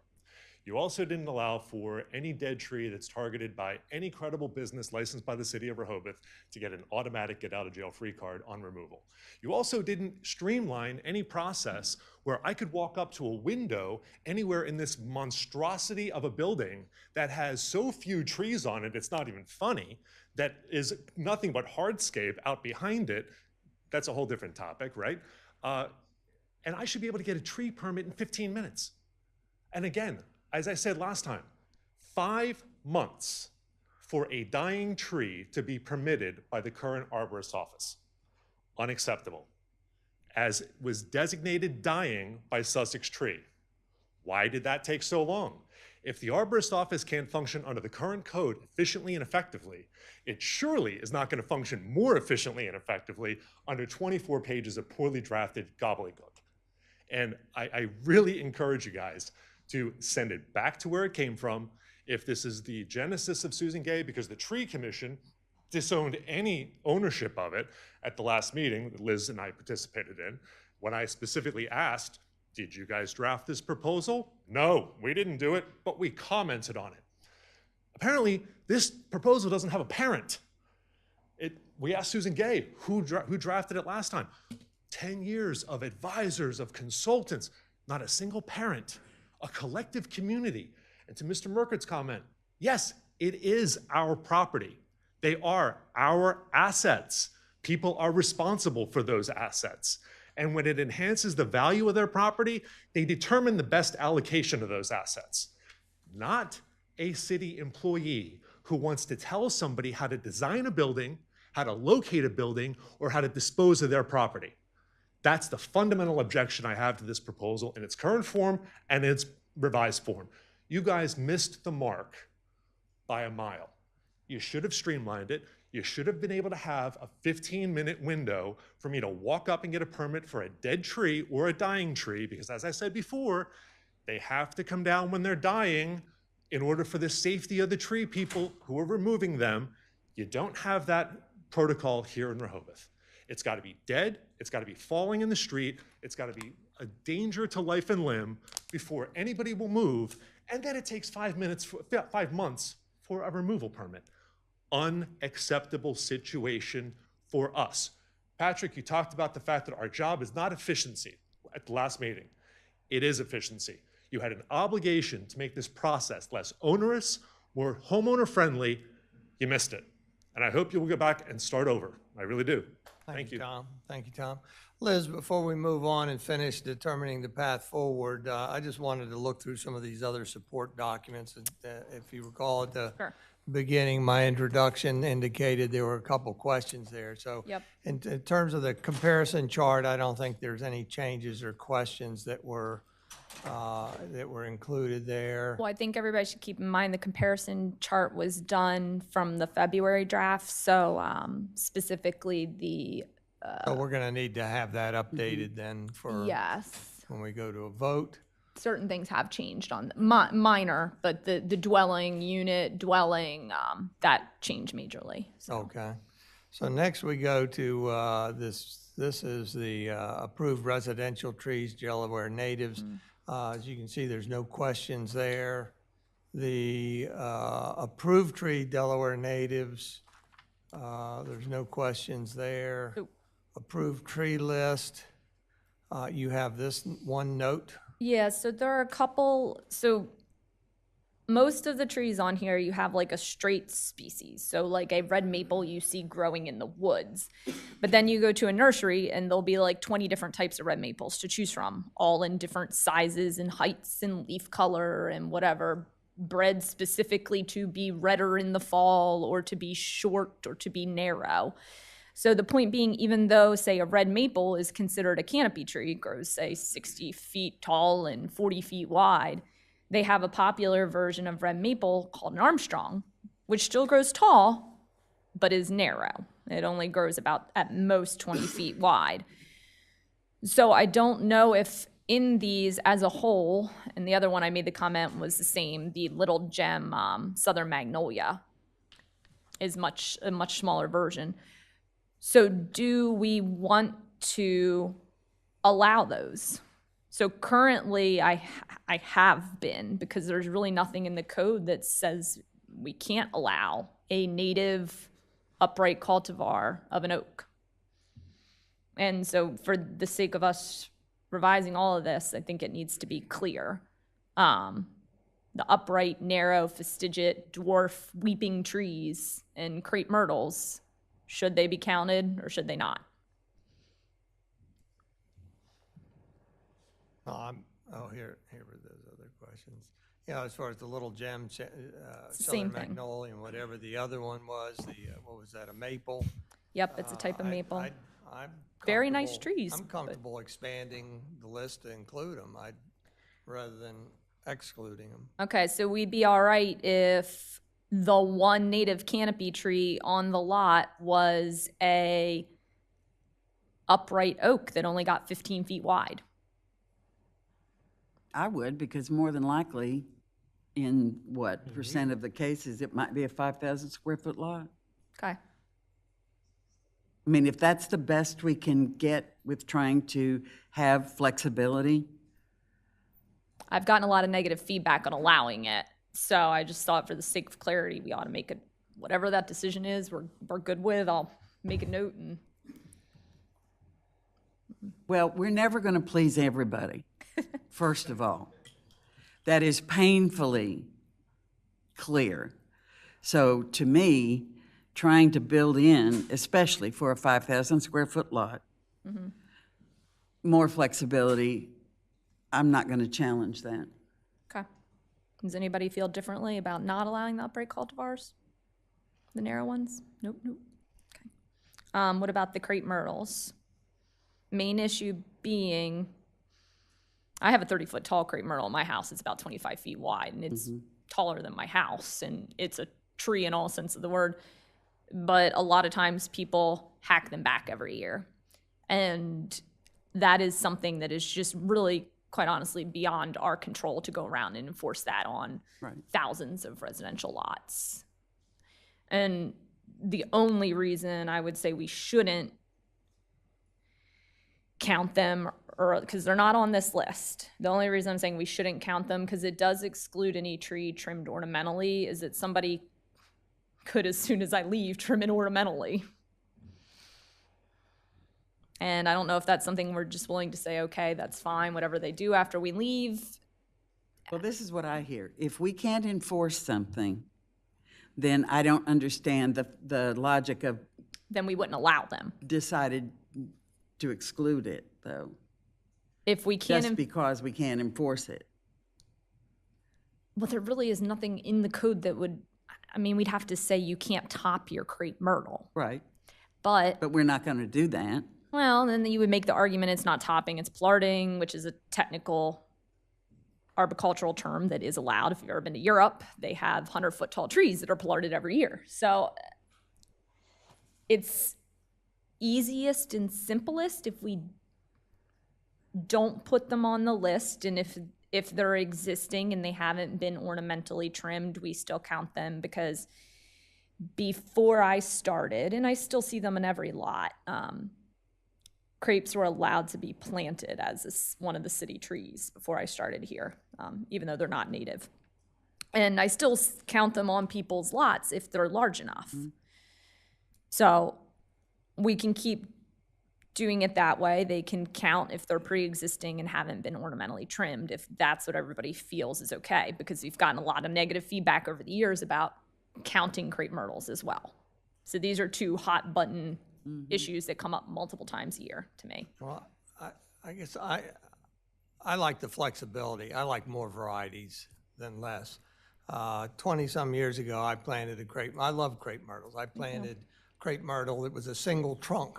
Hard to find, but a single trunk, and now that trunk is about like this, and it's just Like absolutely gorgeous. And it is, all effects, a tree. But there's also neighbors of mine that have crepe myrtle bushes that they trim down, so they're just these stalks, and they are the most forgiving tree or bush that I've ever seen, because they come back year after year. But you're right, when they're trimmed ornamentally, they cease to look like a tree. Yeah. So I would favor them with How it is. criteria. Okay. Okay. I think that answers my questions That's then. just me. Nobody else speaks up, then I win. I'm with the I mayor. agree. The most flexibility and options for the homeowner is what I'm in favor of. Agree, again. Are there anything else on this, the screen that we need to address there, Liz? Nope, that covered both questions. I think that was the last, yeah, so back in the commissioner's hands with what is our path forward. Do we clean this up, present it at the June workshop with the anticipation that we would go for a vote at the June regular meeting? Or do you want to accelerate it?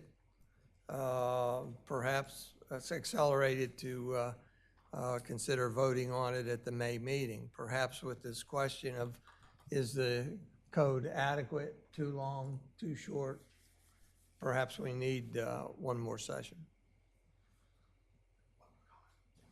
Comment, I promise. I just reiterate the fact Your that. name, your name. Tom Gaynor, Rehoboth property owner. I just reiterate the fact that 40% of you are lame ducks. You shouldn't be voting on this. You should be tabling it. Mr. Mayor, you're up for re-election if you choose, which we'll agree to disagree on whether or not you should. And Jay, I know you as well, and Patrick, that's 40%. You should not be putting this in place, given the gravity of the changes we've identified that are omitted and the lack of expediency, efficiency that was missed. Thank you, Tom. Please table it. We've heard that. Thank you. Commissioners, if I'm not going to hear anything, then I'm just going to take advantage and say we're going to put it on the June workshop. You know where I stand. I've got problems with it. I'm not in favor of it. I think Mr. Gaynor and Ms. Kelleher both made some valid points, but I think they that's made where very I am. valid points. I'm sorry, Jay was speaking. Oh, I'm sorry. Restate your position. I think they've made some very valid points. They who? They, the people who talked about owners' rights. Okay, Francis and Tom. I Okay. really am conflicted. We're assuming that people will do the wrong thing. And I'm not sure people will do the wrong thing if they know what to do. I wish we had a canopy attitude, which we don't. We have a single tree attitude, and I understand how we got there. But I'm not sure I know how to fix it. That's my problem. Well, I'm sure I'm as anxious as anybody to get this over with, but I also don't want to go so fast that we overlook something. You know, I think we need to be mindful that when this is done, we're handing it over to the Parks and Shade Tree Commission, who then has to learn a whole new process and protocol, and we want to get it right the first time. I don't want to be 3 months from now finding that we made some mistakes. I have a question for clarification before. Is it a May agenda item or is it a June workshop item? Engagement HQ, that I'm not certain yet if all commissioners have been exposed to it. the engagement electronic tool that can inform commissioners of the broad view of our constituents on any subject. How far are we, City Manager, from that, from being able to utilize that tool? Commissioner Sharp, I've got the proposal, scope of work, and the invoice basically sitting in my inbox. Okay. So we're close. We could be close. That also takes into consideration the extra amount to bring online the various pages and then also transfer information data of people who have subscribed to our notifications, and then get that information out to the residents for solicitation of feedback back. So that is, it will be weeks before we can bring it online and then get that information out to the residents that we do have contact information for. I think when it comes to timing and how, when we take this, I guess, to the next step, one of the things that I heard from Frances Kelleher is that she, in particular, had a lot of comments, and she knows other people had comments, and those comments did not make their way to this committee or this commission. I don't know if that's a fair characterization at all, because I read every letter very carefully. And there was some agreement to some components of letters, and there was not agreement to others. So that does not mean I didn't hear them. It does not mean I dismissed them outright without giving some more thought to it. So I don't know that I agree with that characterization. I thought all those comments were a public document at They one all- of our oh, meetings. So absolutely. yeah, they were available for everybody to read Absolutely, absolutely. They were all in compiled and available. in their entirety. In the Yes. port, right. I guess maybe I'm forgetting stuff in the years long that this process has taken. Well, that's why I said it. I wasn't sure if it was. I thought it was, but I couldn't remember. Well, I'd like to bring this to a close. Let's put it on the June workshop agenda at the earliest, and again, not rush that, but that gives us time to get this cleaned up, have it presented to us again. It gives us more time to solicit input from our constituents and see what their feeling is on it, as well as to better gauge our own feelings on the adequacy of what was finally created. I do have a vague memory of the Planning Commission being tasked with doing this, and I think they came up, and my goal all along was to get something shorter, quicker, easier for the layperson to read. I don't know if this accomplished that or not, but going back to the Planning Commission, I think their version ended up being longer than what we had at that time. And then who'd we task it to next? The Law Oversight Committee. That was That was shorter, was that? That was like the 8-page one that That was I the could short never one. use. And now we're back to charging ourselves with doing it. And it ended up being a little longer. So let's give ourselves a little pause.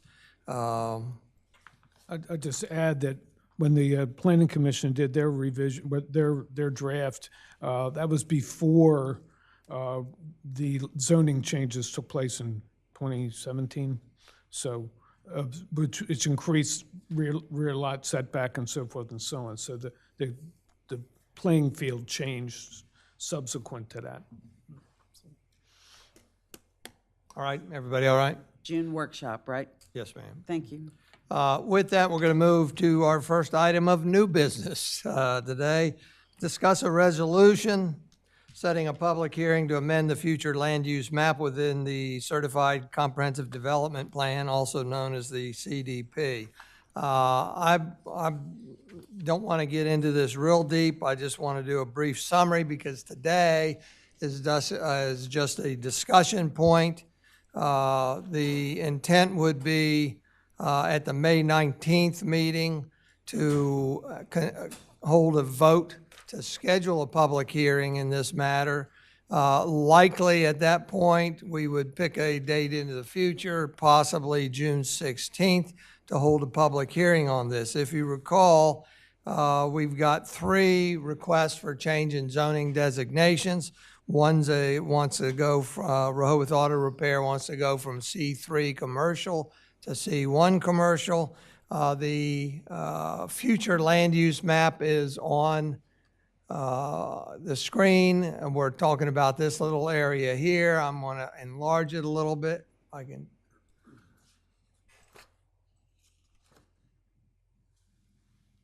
Rehoboth Auto Body is this little rectangle right here. Let me try enlarging it one more time. Again, this is Route 1. This orange is the school. Scarborough Avenue Extended is this street here. Ocean Bay Mart is here. The current Rehoboth Auto Repair includes this commercial lot plus this commercial lot over here. And so it's been, I think, probably almost a year that Rehoboth Auto Repair came to us asking for rezoning. We referred them to the Planning Commission, then we took it away from the Planning Commission, and Rehoboth Auto Repair was okay with that. But I just want to reinforce how long ago this came to us and that they're being very gracious for us postponing it. Now, at the same time, or not the same time, later time, we've got requests from two properties right here, 1028A and 1028B, Scarborough Avenue Extended. Their rear yards appear to abut the C3 property that Rehoboth Auto Repair has. They also are zoned C3, along with the property 1028C, Scarborough Avenue Extended, that abuts Route 1, and then the property across the street, which is what, 1029, Scarborough Avenue Extended. So unfortunately, the requests for these two residentially used properties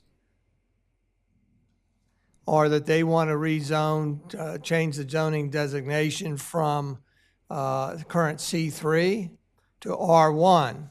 Unfortunately, it doesn't match our certified CDP future land use map.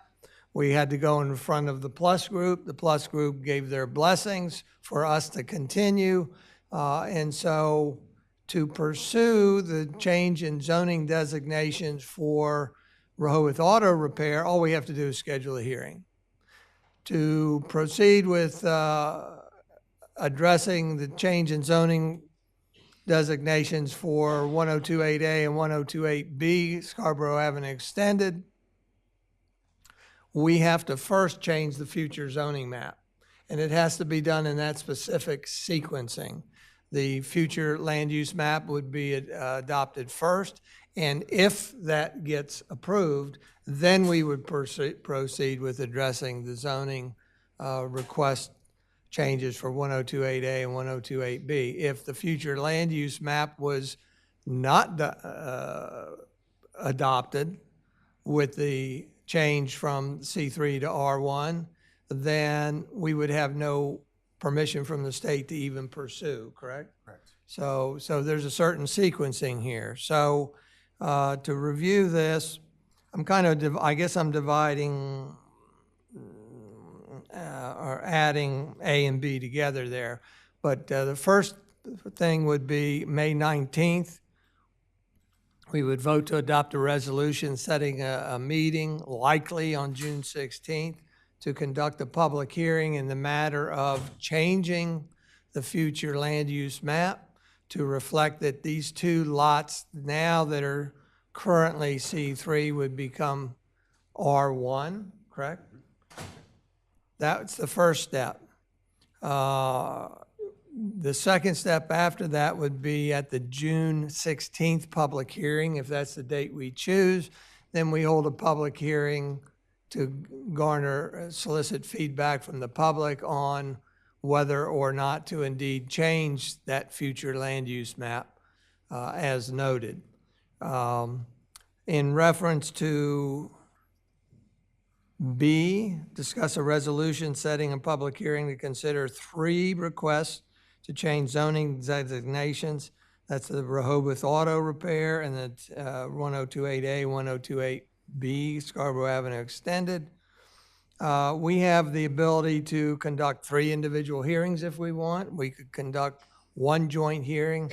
I'm proposing and intend to present one resolution for 1 public hearing. And so on May 19th, in addition to the future land use map, I would expect to present to you, and we would vote on scheduling a joint public hearing, likely on June 16th, to consider the 3 requests for change in zoning designation. That's Rehoboth Auto Repair, 1028A, 1028B. Understand that from that public hearing, we may or may not choose to vote. We may say, we need more information, we need more time, we want to just contemplate a little more. So just that we have a meeting and public hearing does not mean that there's a guarantee we will vote on at that time.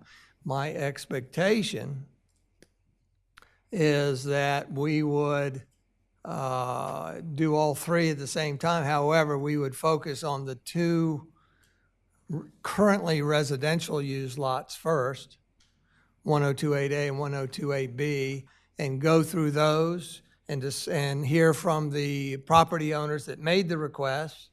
Of course, to hear from any members of the public also on whether they favor or disfavor this particular change. And whether we make a decision right then and vote will be determined at that meeting. But my other expectation is that after we at least introduce those and talk about them, that we would also entertain the Rehoboth Auto Repair. So that when we entertain Rehoboth Auto Repair, we would have a good feeling, hopefully, of where we're going with 1028A and 1028B. So I have acknowledged and recognized that the property owners and some in that area, as well as the requesters, have asked for separate public hearings, and I respect that, but I am looking more toward expediency. And I think we can accomplish that at the same time by hearing 1028A and B first, and then going to the commercial thing. But that way we can have some flexibility during the meetings. So that process sounds great. Okay, that's it. All right. So remember, we have letters from property owners, so we've heard from them, and we appreciate that. So that's the process that we will then use. Is there any members of the public that want to say, remember, we've got your letter, so. I know you have it. I just wanted to give you a short summary, remind you to click on the link. You were talking about Engagement HQ. I think that sounds great because it's a lot of work to go to all your neighbors and talk to them and get their signatures and find out what their thoughts are and to submit it. This has been something that's been in the works since 2015, as you know, when the subdivision was done on our street. And there's been a lot of discussion about rezoning, when you pick up the idea and whose responsibility it is to bring it up and before whom, and it's a lot of work. The Planning Commission was trying to do it for the CDP. You all have been working on it for close to a year, and here we still are trying to figure out what to do in what order and how to do it and what the procedure should be. So hopefully my petition helps you. It has 13 signatures on it, my whole end of the street. We've discussed it. We're all in favor of the houses being residential and the commercial being no more commercial. And we also would like to see things done, efficiently and with the best administrative ease, but the Office of the State Planning Commission actually, in their letter, in the plus review, set forth a procedure. They reminded the city that you could do the CDP amendment and the rezoning at the same hearing for the ones that are going to residential. So yes, there is a state requirement that you have to do the amendment to the CDP first, but it would be a streamlined process as a possibility to do the CDP amendment and the 2 rezonings to residential at the first hearing. And then at the later hearing, could be as early as July, if you did the CDP and the rezoning to residential in June, could be early as July. You'd have the hearing on Rehoboth Auto. I see certain advantages to doing it that way because a lot of the issues with regard to rezoning 1028 A and B relate to the Planning Commission and the zoning and the plus review, and they're all tied up in that, and Rehoboth Auto Repair is not. And so it will be a fairly streamlined process to get through the June meeting if you do the CDP and 1028 A and B. And then I think that gives everybody a lot more opportunity to plan for the life-changing issue of Rehoboth Auto coming up to our property lines with 42-foot tall buildings. Thank you. I'm still inclined to go the process we have just for expediency, but I think it's fair to the Rehoboth Auto, and I think we can be fair to all 3 of them at the same time. I agree. Anything else? Everything? Thank you very much. With that, the next item of new business is discuss authorizing a license agreement for an awning to encroach over public space. We have 120. Did you look at my sheet? Were there any? I want to pass something along to the commissioners. I'll put it on the screen also.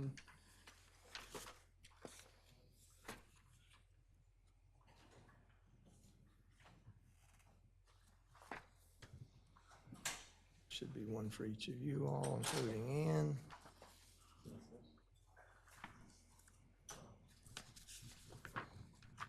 There you go.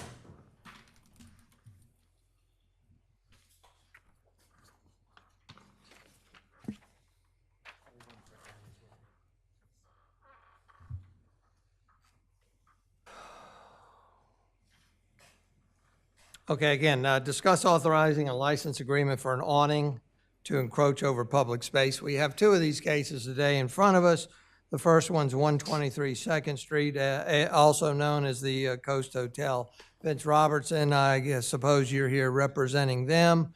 This is kind of a new process for us. If you recall, we were trying to codify awnings, and the commissioners were a little reticent to move forward with a code at this time. Now, the code would have, if it had gone through, would have had design standards and things in it that I personally would have found somewhat interesting to have.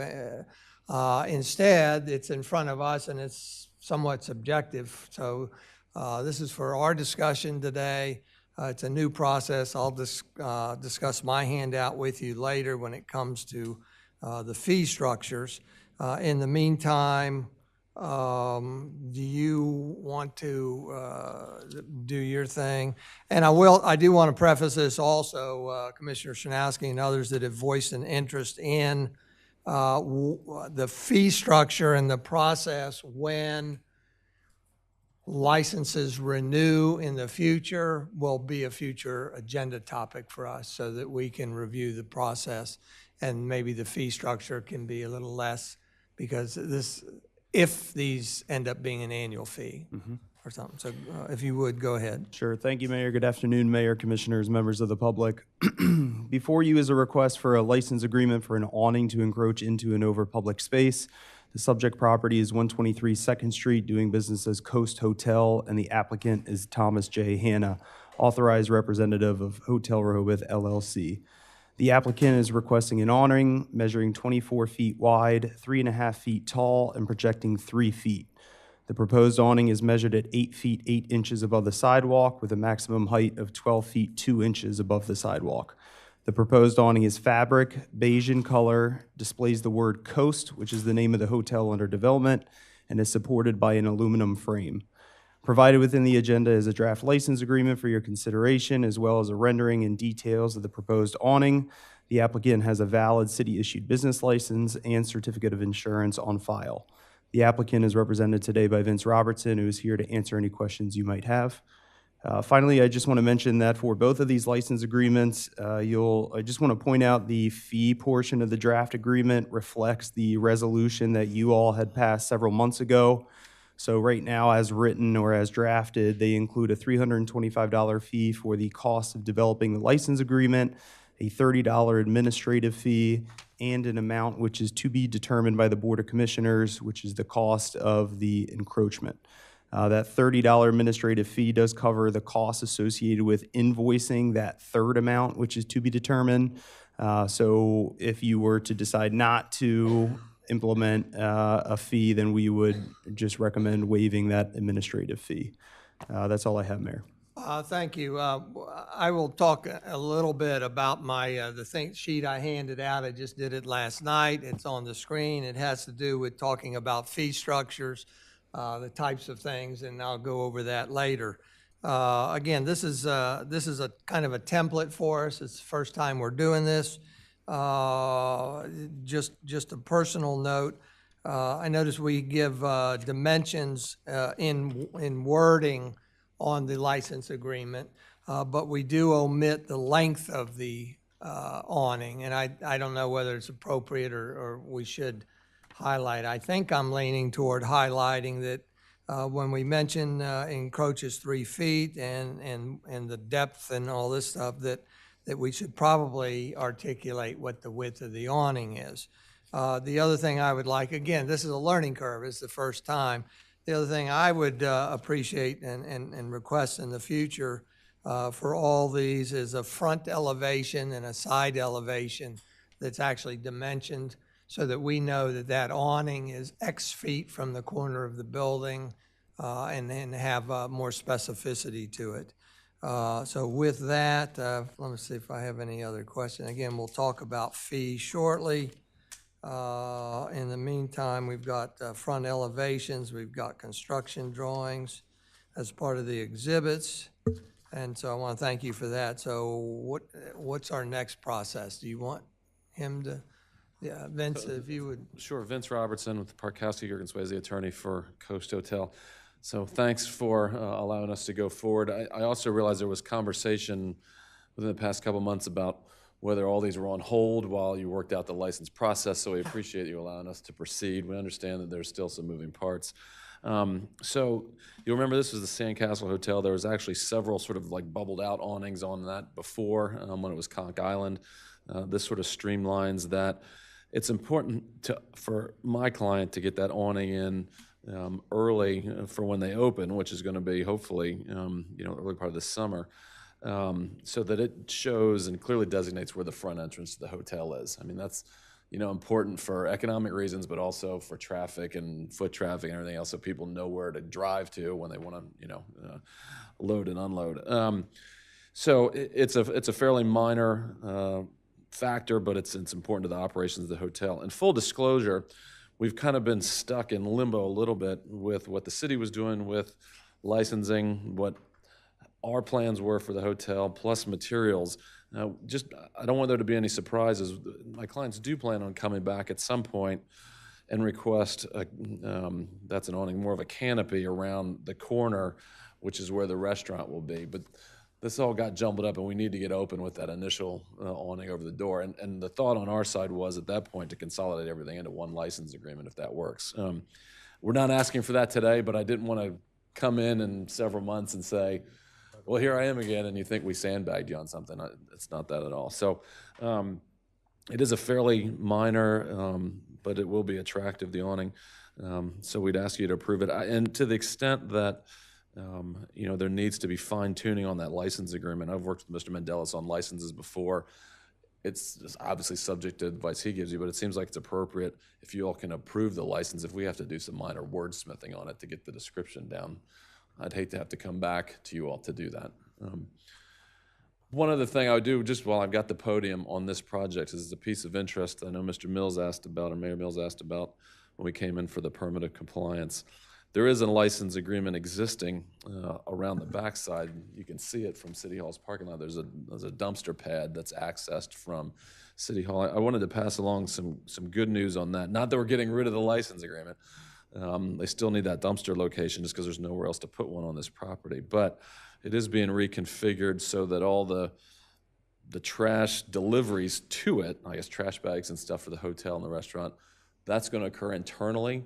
If you'll recall before when it was Conch Island, they'd, daily or whatever, they'd wheel it all down the fire department's drive aisle and throw it in the dumpster.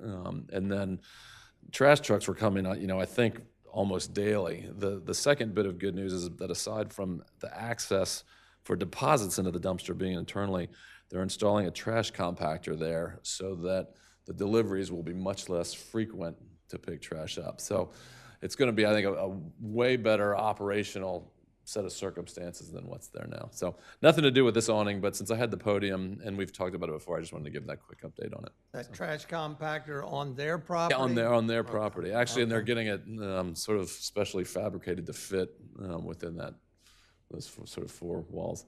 Turns out when your parent company owns trash services, you can get stuff like that done. So anyways, but I just wanted to pass it along. Not neither here nor there for today, but just a useful bit of information going forward. All right. Well, thank you very much. Well, I think the license agreement draft is a good very first version. With the drawing, it indicates a 24-foot long awning that extends out, 3 feet. 3 feet. And so I would like the lines 37 to 39 indicate that this is the proposal created by Evan. Again, this is the first time that we're doing this, a $325 license fee, which we set earlier to pay for the attorney to create it.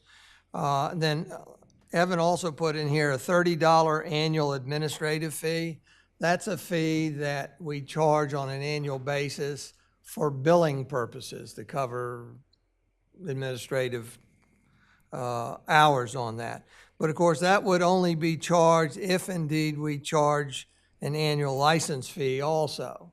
So I wanted to go through my chart real quick up on the screen and just have us be mindful of some of the fees that we've charged recently. The top type of license agreement indicates structures encroaching into or onto city property. An example is the Presbyterian House over on Olive Avenue. You might recall, for those of us that did that, it was a housekeeping thing. Remember, we lost that and we had to conduct another license agreement hearing. And so we did charge them $325 administration fee, and we charged them, I believe, a $30 annual billing fee, correct? I believe the Olive Avenue license agreement, at least when I went back and looked at it, only included the $10 fee. So if the $325 was charged up front, it was not spelled out in the license agreement. The only one I know for certain was the $10 annual fee. Okay, well then let's change this to 45.5 Lake Avenue then. I believe they were charged $325 administration fee, and then a $30 fee and maybe a $10 fee. It was minimal. The point is, the license fee on an annual basis is to be determined for each project that we talk about. The outdoor dining on public space encroaching into public sidewalks, example of Mason's famous lobster rolls, we did that in previous meetings. We charged them a $325 license fee, but we did not charge them any other fee. So, correct? Just the $150 application fee. What was $325 plus $150? Yes, correct. Awnings encroaching over properties, we haven't done one yet. The proposal here is $325 plus 30 plus a to be determined fee. And then the last one is the balcony overhang. It's kind of a little different. It may be comparable to an awning or something. But if you recall, that was for above the dunes. It was a $325 license fee, correct? And then we actually waived all other fees. We said that there's no annual license fee, and because there's no annual license fee, there's no point in paying an annual administrative fee because we don't have that. So I think that's the main thing I wanted us to note today, that are we comfortable with the proposed fee structure that Evan has in here for this first ever license agreement for an awning encroaching over public sidewalks? Mayor, for me, this is the same exact situation as the balcony overhang, and we shouldn't charge the annual admin fee, and we shouldn't charge annual license fee. It's encroaching air. We kind of already came to that determination with the balcony. I agree. So anybody else want to discuss? I agree as well. I agree. Bunky's not. So are there any other questions of the commissioners? I only had one clarification. The $150 application fee, Evan, that you just mentioned, where does that fit in here in these four?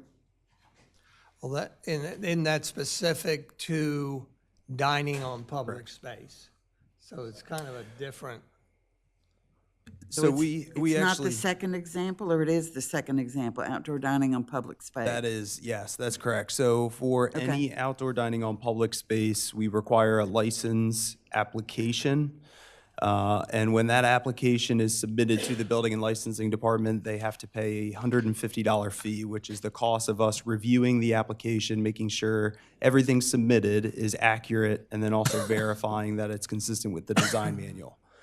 There's also the charge of the $325, which is the annual fee for using that space. But the $150 does not apply to the other three It does not. categories? Thank you. It does not. That's all. Do you have anything you want to add? No, just to be clear though, so we're saying you're anticipating the motion would not include a administrative fee or an annual fee. So we'll take that out of the license. Okay. You gonna remove this? Yeah. If there's no further questions, are there any members of the public who would like to speak up? Hearing none, we'll come back to the commissioners. I would entertain a motion to authorize the mayor to enter into license agreement in accordance with the discussion for the administrative fee of $325, omitting any other fees. What? Are we able to vote? Oh, no, we can't. That's what it would be if we could do it. This is a discussion only, so we are done. My apologies. I'm going to take. Is this on for this afternoon's vote, or this go to? No, this will go for a vote at the May regular meeting. Okay. Right. So there's no vice chair here, so I'm gonna go. If you would start the next item of business. Mr. Mayor, which, may I yes. ask a question, please? Yes. Could you possibly move? Identify yourself. My name is Don Preston. I live at 518 Newcastle Street Yes, Don. Extended. I'm the neighbor of Bunky Margaret.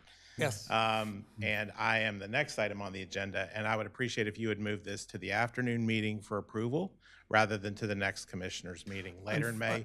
We've delayed the opening of our business now for many, many months, waiting on this approval. This is the 1 year mark, year and a month since we applied for this. And I'd prefer not to wait another several weeks to get the approval. This is about mine, not his. I understand that, but I think you're looking at them both in the same way. I understand. Unfortunately, legally, we can't do that. Why is that? Because of the Freedom of Information Act requires 7 days notice before we put something on an agenda. So unfortunately, we're not able to do that, but we'll adhere to putting it on. But just so the public record reflects that we've waited a year and a month. You may do that. For something that's really of no great consequence, honestly. Understand. And it's very disappointing. Thank you, Don. With that, we are going to move to yours. Discuss authorizing a license agreement for an awning to encroach over public space, 239 Rehoboth Avenue, Oliver Whitby. There is no vice here, so talk slow. Sure. Thank you, Mayor. Before you is a request for a license agreement for an awning to encroach into and over public space. The subject property is 239 Rehoboth Avenue, doing business as Oliver Whitby. The applicant is Fierney Soukalas, property owner of 239 Rehoboth Avenue, and if I mispronounce your name, please correct me. The applicant is requesting an awning measuring 18 feet 10 inches wide, 2 feet 6 inches tall, and projecting 2 feet 6 inches. The proposed awning is measured at 8 feet above the sidewalk with a maximum height of 10 feet 6 inches above the sidewalk. So please note that line 32 of the draft license agreement will need to be updated to reflect the 10-foot, 6-foot, 10-foot, 6-inch rather than the 10 feet as currently drafted. The proposed awning is fabric, black in color, and supported by zinc-plated iron piping. The proposed awning will cover LED downlighting. One is to be mounted above the door and one mounted above the window. Both will be more than 8 feet above the sidewalk. Provided within the agenda is a draft license agreement for your consideration, as well as a rendering and details of the proposed awning. The applicant has a valid city-issued business license and certificate of insurance on file. And I believe the applicant and/or the representative are with us today if you have any questions. Thank you very much. Just a few comments before we go to the applicant.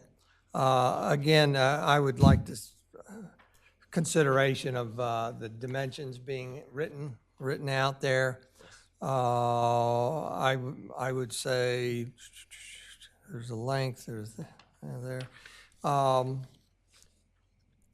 You know, one of the things that was in the proposed awnings ordinance had, I think, things like lights were required under them, weren't they? Things like that. So now without that ordinance, we don't have such a thing. And so I would actually, I don't know if we can catch Vince or not, but I don't know that he has lights under his. Do you know if he has? Yeah, if you want to grab them.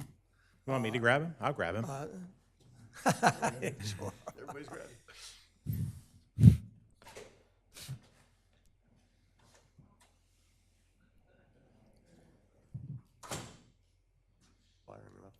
Don, Don, you've got lights under yours, and they're noted, and appreciate that. I'm sorry to interrupt there.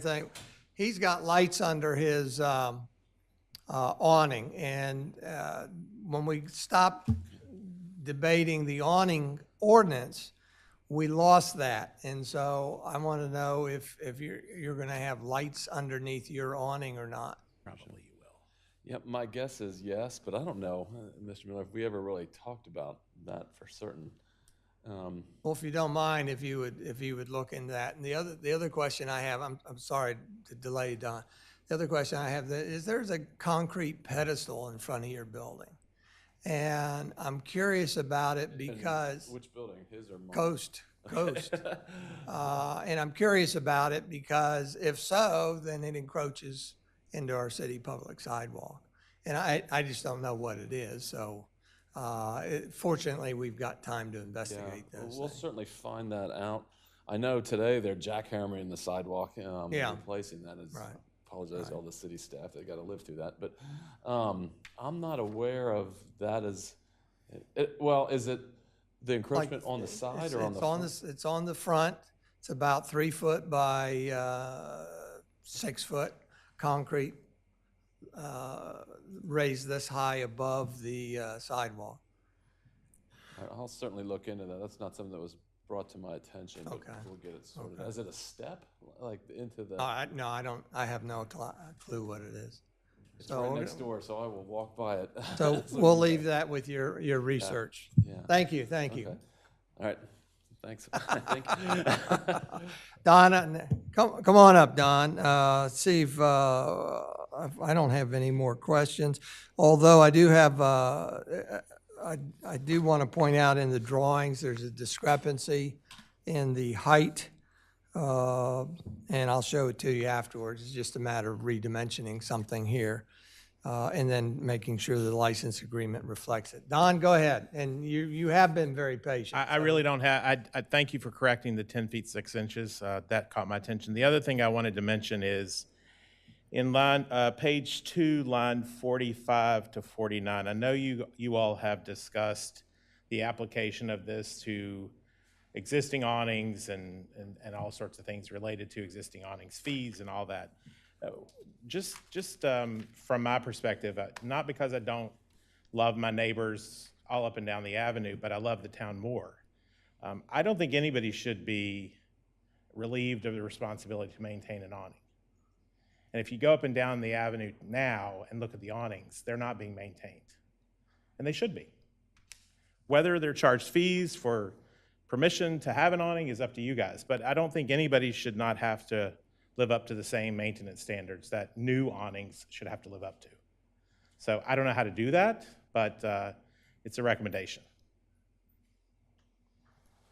Very good, Don. Any questions for Don or any questions for Evan?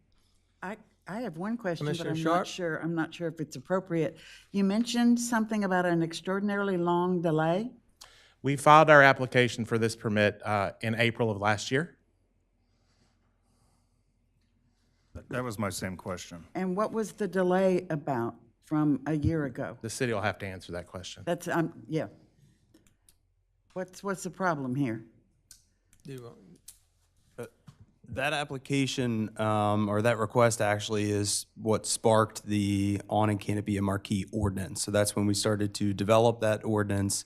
And as you know, we had several iterations, I think as many as 5 before you all. And then ultimately it was decided to go the license agreement route. If you recall, last meeting, when we talked about this, when the Board of Commissioners said no more, we're not going to move forward with the awnings, canopies, marquee ordinance, I brought up the fact that there were applicants waiting, and they were waiting for an exorbitant long period of time, and so we moved forward with the license agreement and got them on the first available workshop for discussion. And I know that also at a previous meeting, this goes back a while now, the mayor had gave an introduction to the awning canopy marquee, that we had gotten some requests, that we didn't have anything in the city code, and that we were going to pursue the ordinance. So I know that that was mentioned before the Board of Commissioners before we even started the draft ordinance as well. Commissioner Sharp, I just want to offer some thoughts here. I listened to all the previous meetings, and the city solicitor offered some advice at the very early stages of this, which was that there is a sufficient licensing agreement in place to deal with this. But it was the wisdom of others to pursue a different path. And so the reason I mention that is because the cost of not getting a permit for something that is so important to the identity of a business is real. And revenue lost because we don't have the permit to put up the awning is real, because we haven't opened our doors yet. We're a brand new business.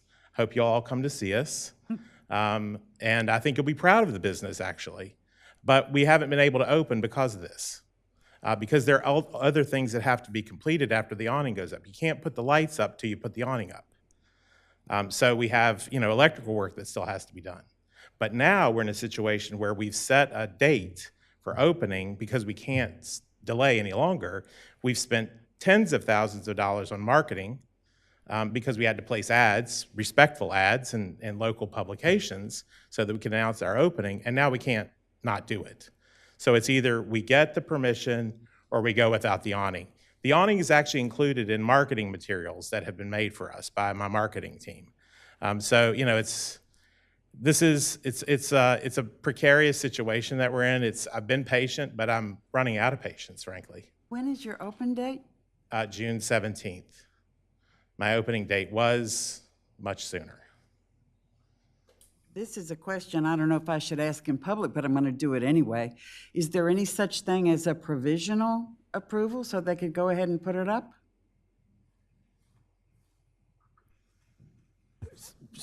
And maybe you don't need to answer that right now. Yeah, I can email you. Give that some thought, because it doesn't sit well with me, the connection of these dots and you standing there just waiting. if indeed we are the prohibitive holdup here. Yeah, I mean, if it was something outlandish and required like great deal of thought on your part, I wouldn't be standing here as I am, but it is not. It's a very simple, handsome, classic awning. Thank you. With extraordinary measures taken to make sure that it's hurricane-proof, which I would argue not all are. And we've spent a lot of money on this. I'd like to make a comment also. And it's interesting, I find that we're going to spend the afternoon, I think, dealing with these permits of compliance where in some small way, the proprietors or owners or whatever get to kind of showcase their business, and they talk about the menu and this, that, and the other, and that kind of stuff. But when you have a new person, I mean, someone who's lived in Rehoboth for a while, who is now also going to provide what is going to be, I can tell you, a wonderful, wonderful store. And the frustration that he has seen in order to do this, which is going to be an amenity for everybody, including the shopping public, but it's going to be a really wonderful thing for the city. And this is just a tough way to do it, you know. And I commend him for keeping his cool for as long as he has and everything. But it's to the extent that as we move forward, to be able to make this a much more seamless process is going to help a lot of people. I will tell you, just for full transparency, I did see counsel on this, and we could have put it up because the city admitted publicly in pursuing this process of having no rules, that there are no rules. And in the absence of rules, you're allowed to do things. But we decided to be respectful and to just endure this process. I didn't think it was going to take this long, but it has, and we are where we are. So I hope it doesn't drag on even further. Thank you, Don. Thank you for Members that of information. Members of the public, come ahead, Tom. Tom Gaynor, Rehoboth owner. This is really a plea to Mr. Christian, honestly. This situation is demonstrable about the issues you and I have already discussed in my backyard. A licensing department that is highly inefficient, poorly run, staffed with people who make things up as they go along, who don't understand the code, and who drag things out interminably for bad results. You have the ability to change that. And I hope it starts at the very top of that department and goes all the way to the legacy employees who've been there for 20 years and still don't know what they're doing. That's a plea on behalf of the people of Rehoboth who've been waiting for somebody who I think is you, who demonstrate goodwill, good faith, a high degree of intelligence that is welcome in this arena. Please start fixing some of this bureaucracy, because what this poor gentleman has been subjected to, what I've endured for the last 2.5 years at the hand, and I wish Mr. Janis were here to hear this, it's unacceptable, and it's absolutely unnecessary in a tiny town of 1 square mile. So I will pitch in and help, and I hope, and I know others will, but you have the power, and I hope that you will start executing it to fix things for the better, starting with that department. Good luck. Thank you, Tom. One last comment. I wasn't going to say this, but I will say this based on what he just said, following what he just said. I commend you all on your hire of Mr. Christian. I have to say, if it weren't for him and my next door neighbor, I would have lost my patience long before now. But the two of them helped me stay quiet. So thanks to both of them. Thank you. Thank you, Don. If you can be here May 19th, that would be good. And hopefully we'll get you taken care of. I expect we will. Alrighty. Mayor, with I would suggest that we move it forward in the same fashion as we did the last one, with the removal of the administrative fees and annual license fee. That's when we get to it. We're not voting today, right? Right. But Yeah. the draft Oh, yeah.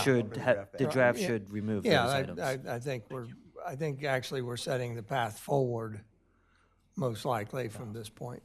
And I just want to echo, I'm sorry, No, go Commissioner ahead. Sharp, this is absurd that they've been waiting a year. And the fact that we didn't know that someone was waiting a year is even more disturbing for me. And I would like to see, as you, city manager, moving forward with building in more efficiencies and such, and utilization of the Munis system, I think that in the building and licensing reports, we should be able to see how many pending applications there are and how many days they've been pending as you utilize sort of technology moving forward. I would like to see that. Commissioner Chernowski, so would I. And I We're will. all on the same page. And I will. I promise you that. I don't want to lose, I don't want to lose the thought from Commissioner Sharp, though, about a provisional. I mean, Yeah, that's this, where I this was is going. embarrassing for us. And I don't think we should wait till May 19th or whatever. We need to do something sooner.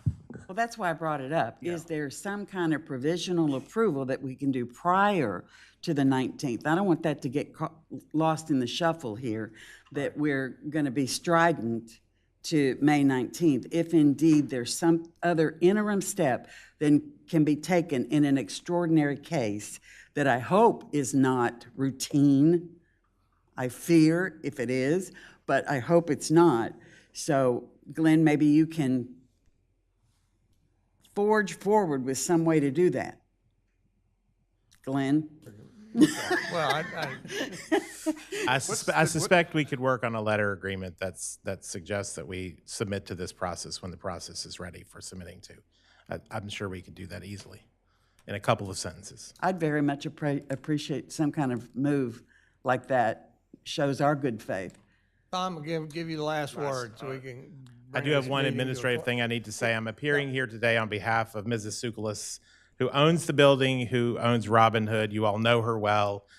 She just didn't want to come. She said, I trust you, and you have my vote. So We understand. I just want to make sure the record reflects that. Tom Gaynor, property owner in Rehoboth. Ed, the one other data point that you may have better opportunity to get than anybody else, to Mr. Christian's request, to your request to Mr. Christian, is also, I'd like to know how much the licensing department spends in legal fees fighting the citizens of Rehoboth. I know what I've spent for the last 2.5 years dealing with Matt and team. I'd like to know how much the rest of my citizens have spent fighting me over an 18-inch garden wall. And without compromising any kind of attorney-client privilege, I'd like to know what the cost of that is. And I imagine it's interesting. So good luck. Thanks. Thank you. Thank you, Don. Thank you. We appreciate it. We'll see you on the 19th.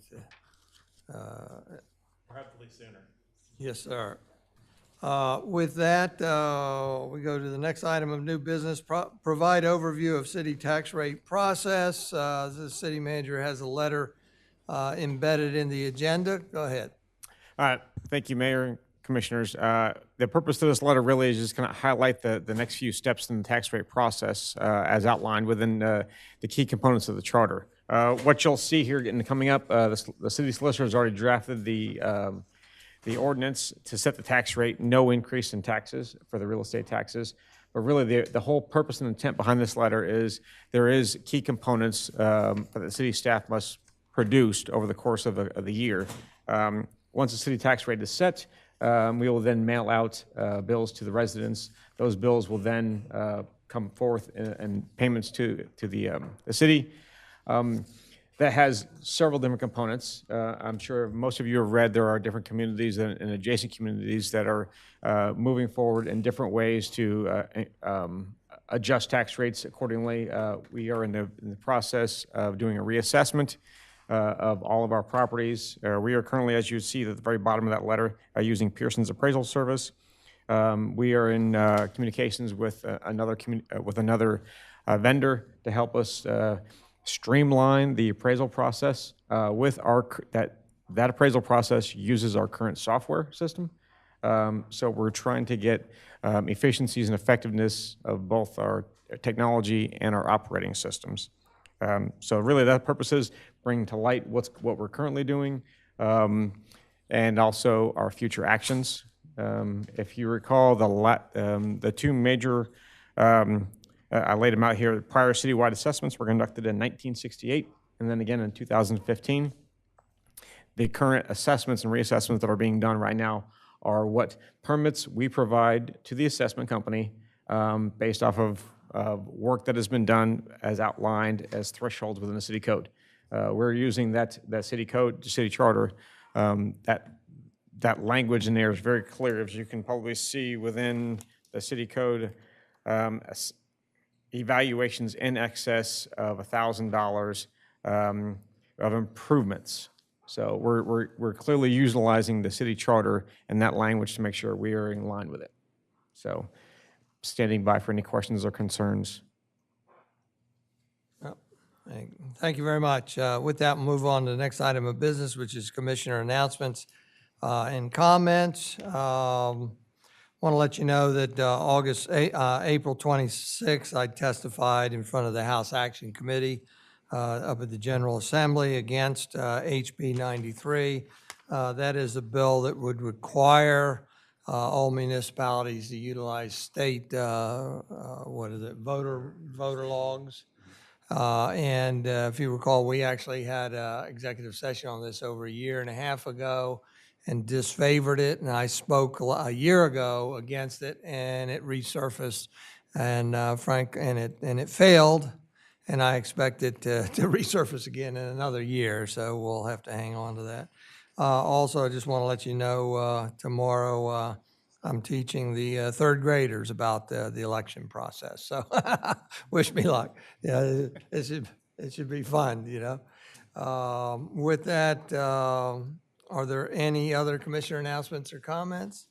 Then I'd like to review the future meeting dates. Friday, May 19th, 2 o'clock is our regular Board of Commissioners meeting. Monday, June 5, 9 a.m. is a workshop, and possibly an executive session afterwards.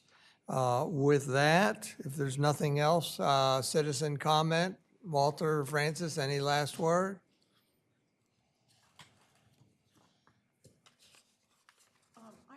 Your name again? Francis Kelleher, resident. I brought a few comments that I wanted to make on the stormwater utility. But maybe I don't know if they would be better sent via the feedback I think so. I would, if you have any questions or things that would help guide us. Yeah, I in mean, I kind of creating have that both, a implementation bit of plan, both. I would suggest sending that. Yeah. Feedback at City of Rehoboth. Yeah, I had sent one thing Yes. on a general, but now I have like nitty-gritty ones on. But maybe I can just ask my one question, because I did get confused at the end of the discussion this morning about further developing an implementation plan versus, I'm not really sure, are we talking about developing an implementation plan, or are we talking about making a decision to implement? And when Ms. Sharp said about there will be a fee, then that's where I got mixed up, because I thought what was being said was we're going to kind of continue the process, but I didn't think a decision had been made. So am I mixed up? Well, what I meant by that was there will be a cost to whatever we do, but as far as I'm concerned, we have not had in-depth discussions about how that cost will be paid for. So I guess then I'll just ask, my question is, am I correct to think that it has not been decided that we will have a utility, that we're still in the stage of evaluating or developing a? The answer is yes to that. We have not decided to go forward and establish a utility. That's a future thing. Gotcha. But to be able to evaluate an implementation plan, we need that implementation plan. We need any extra questions that have arisen to be answered and responded to. Okay. I mean, I'll just say one of my simple things was that I thought when I had read the 419 presentation minutes in that, it was said prior to implementation of the SWU, the city's expenditures will need to be reevaluated. And I was going to make a comment that I thought they should actually be reevaluated before a decision is made, because I think they really factor into, if you will, making a good decision. So I'll send those they're kind of like either questions or comments, then I'll send them in the feedback mechanism. We Okay. appreciate that, All right. Francis. Thank you very much. That's it. Researcher, citizen comment. With that, I'll adjourn this meeting at 1:10 p.m. Thank you very much. I want to remind everybody that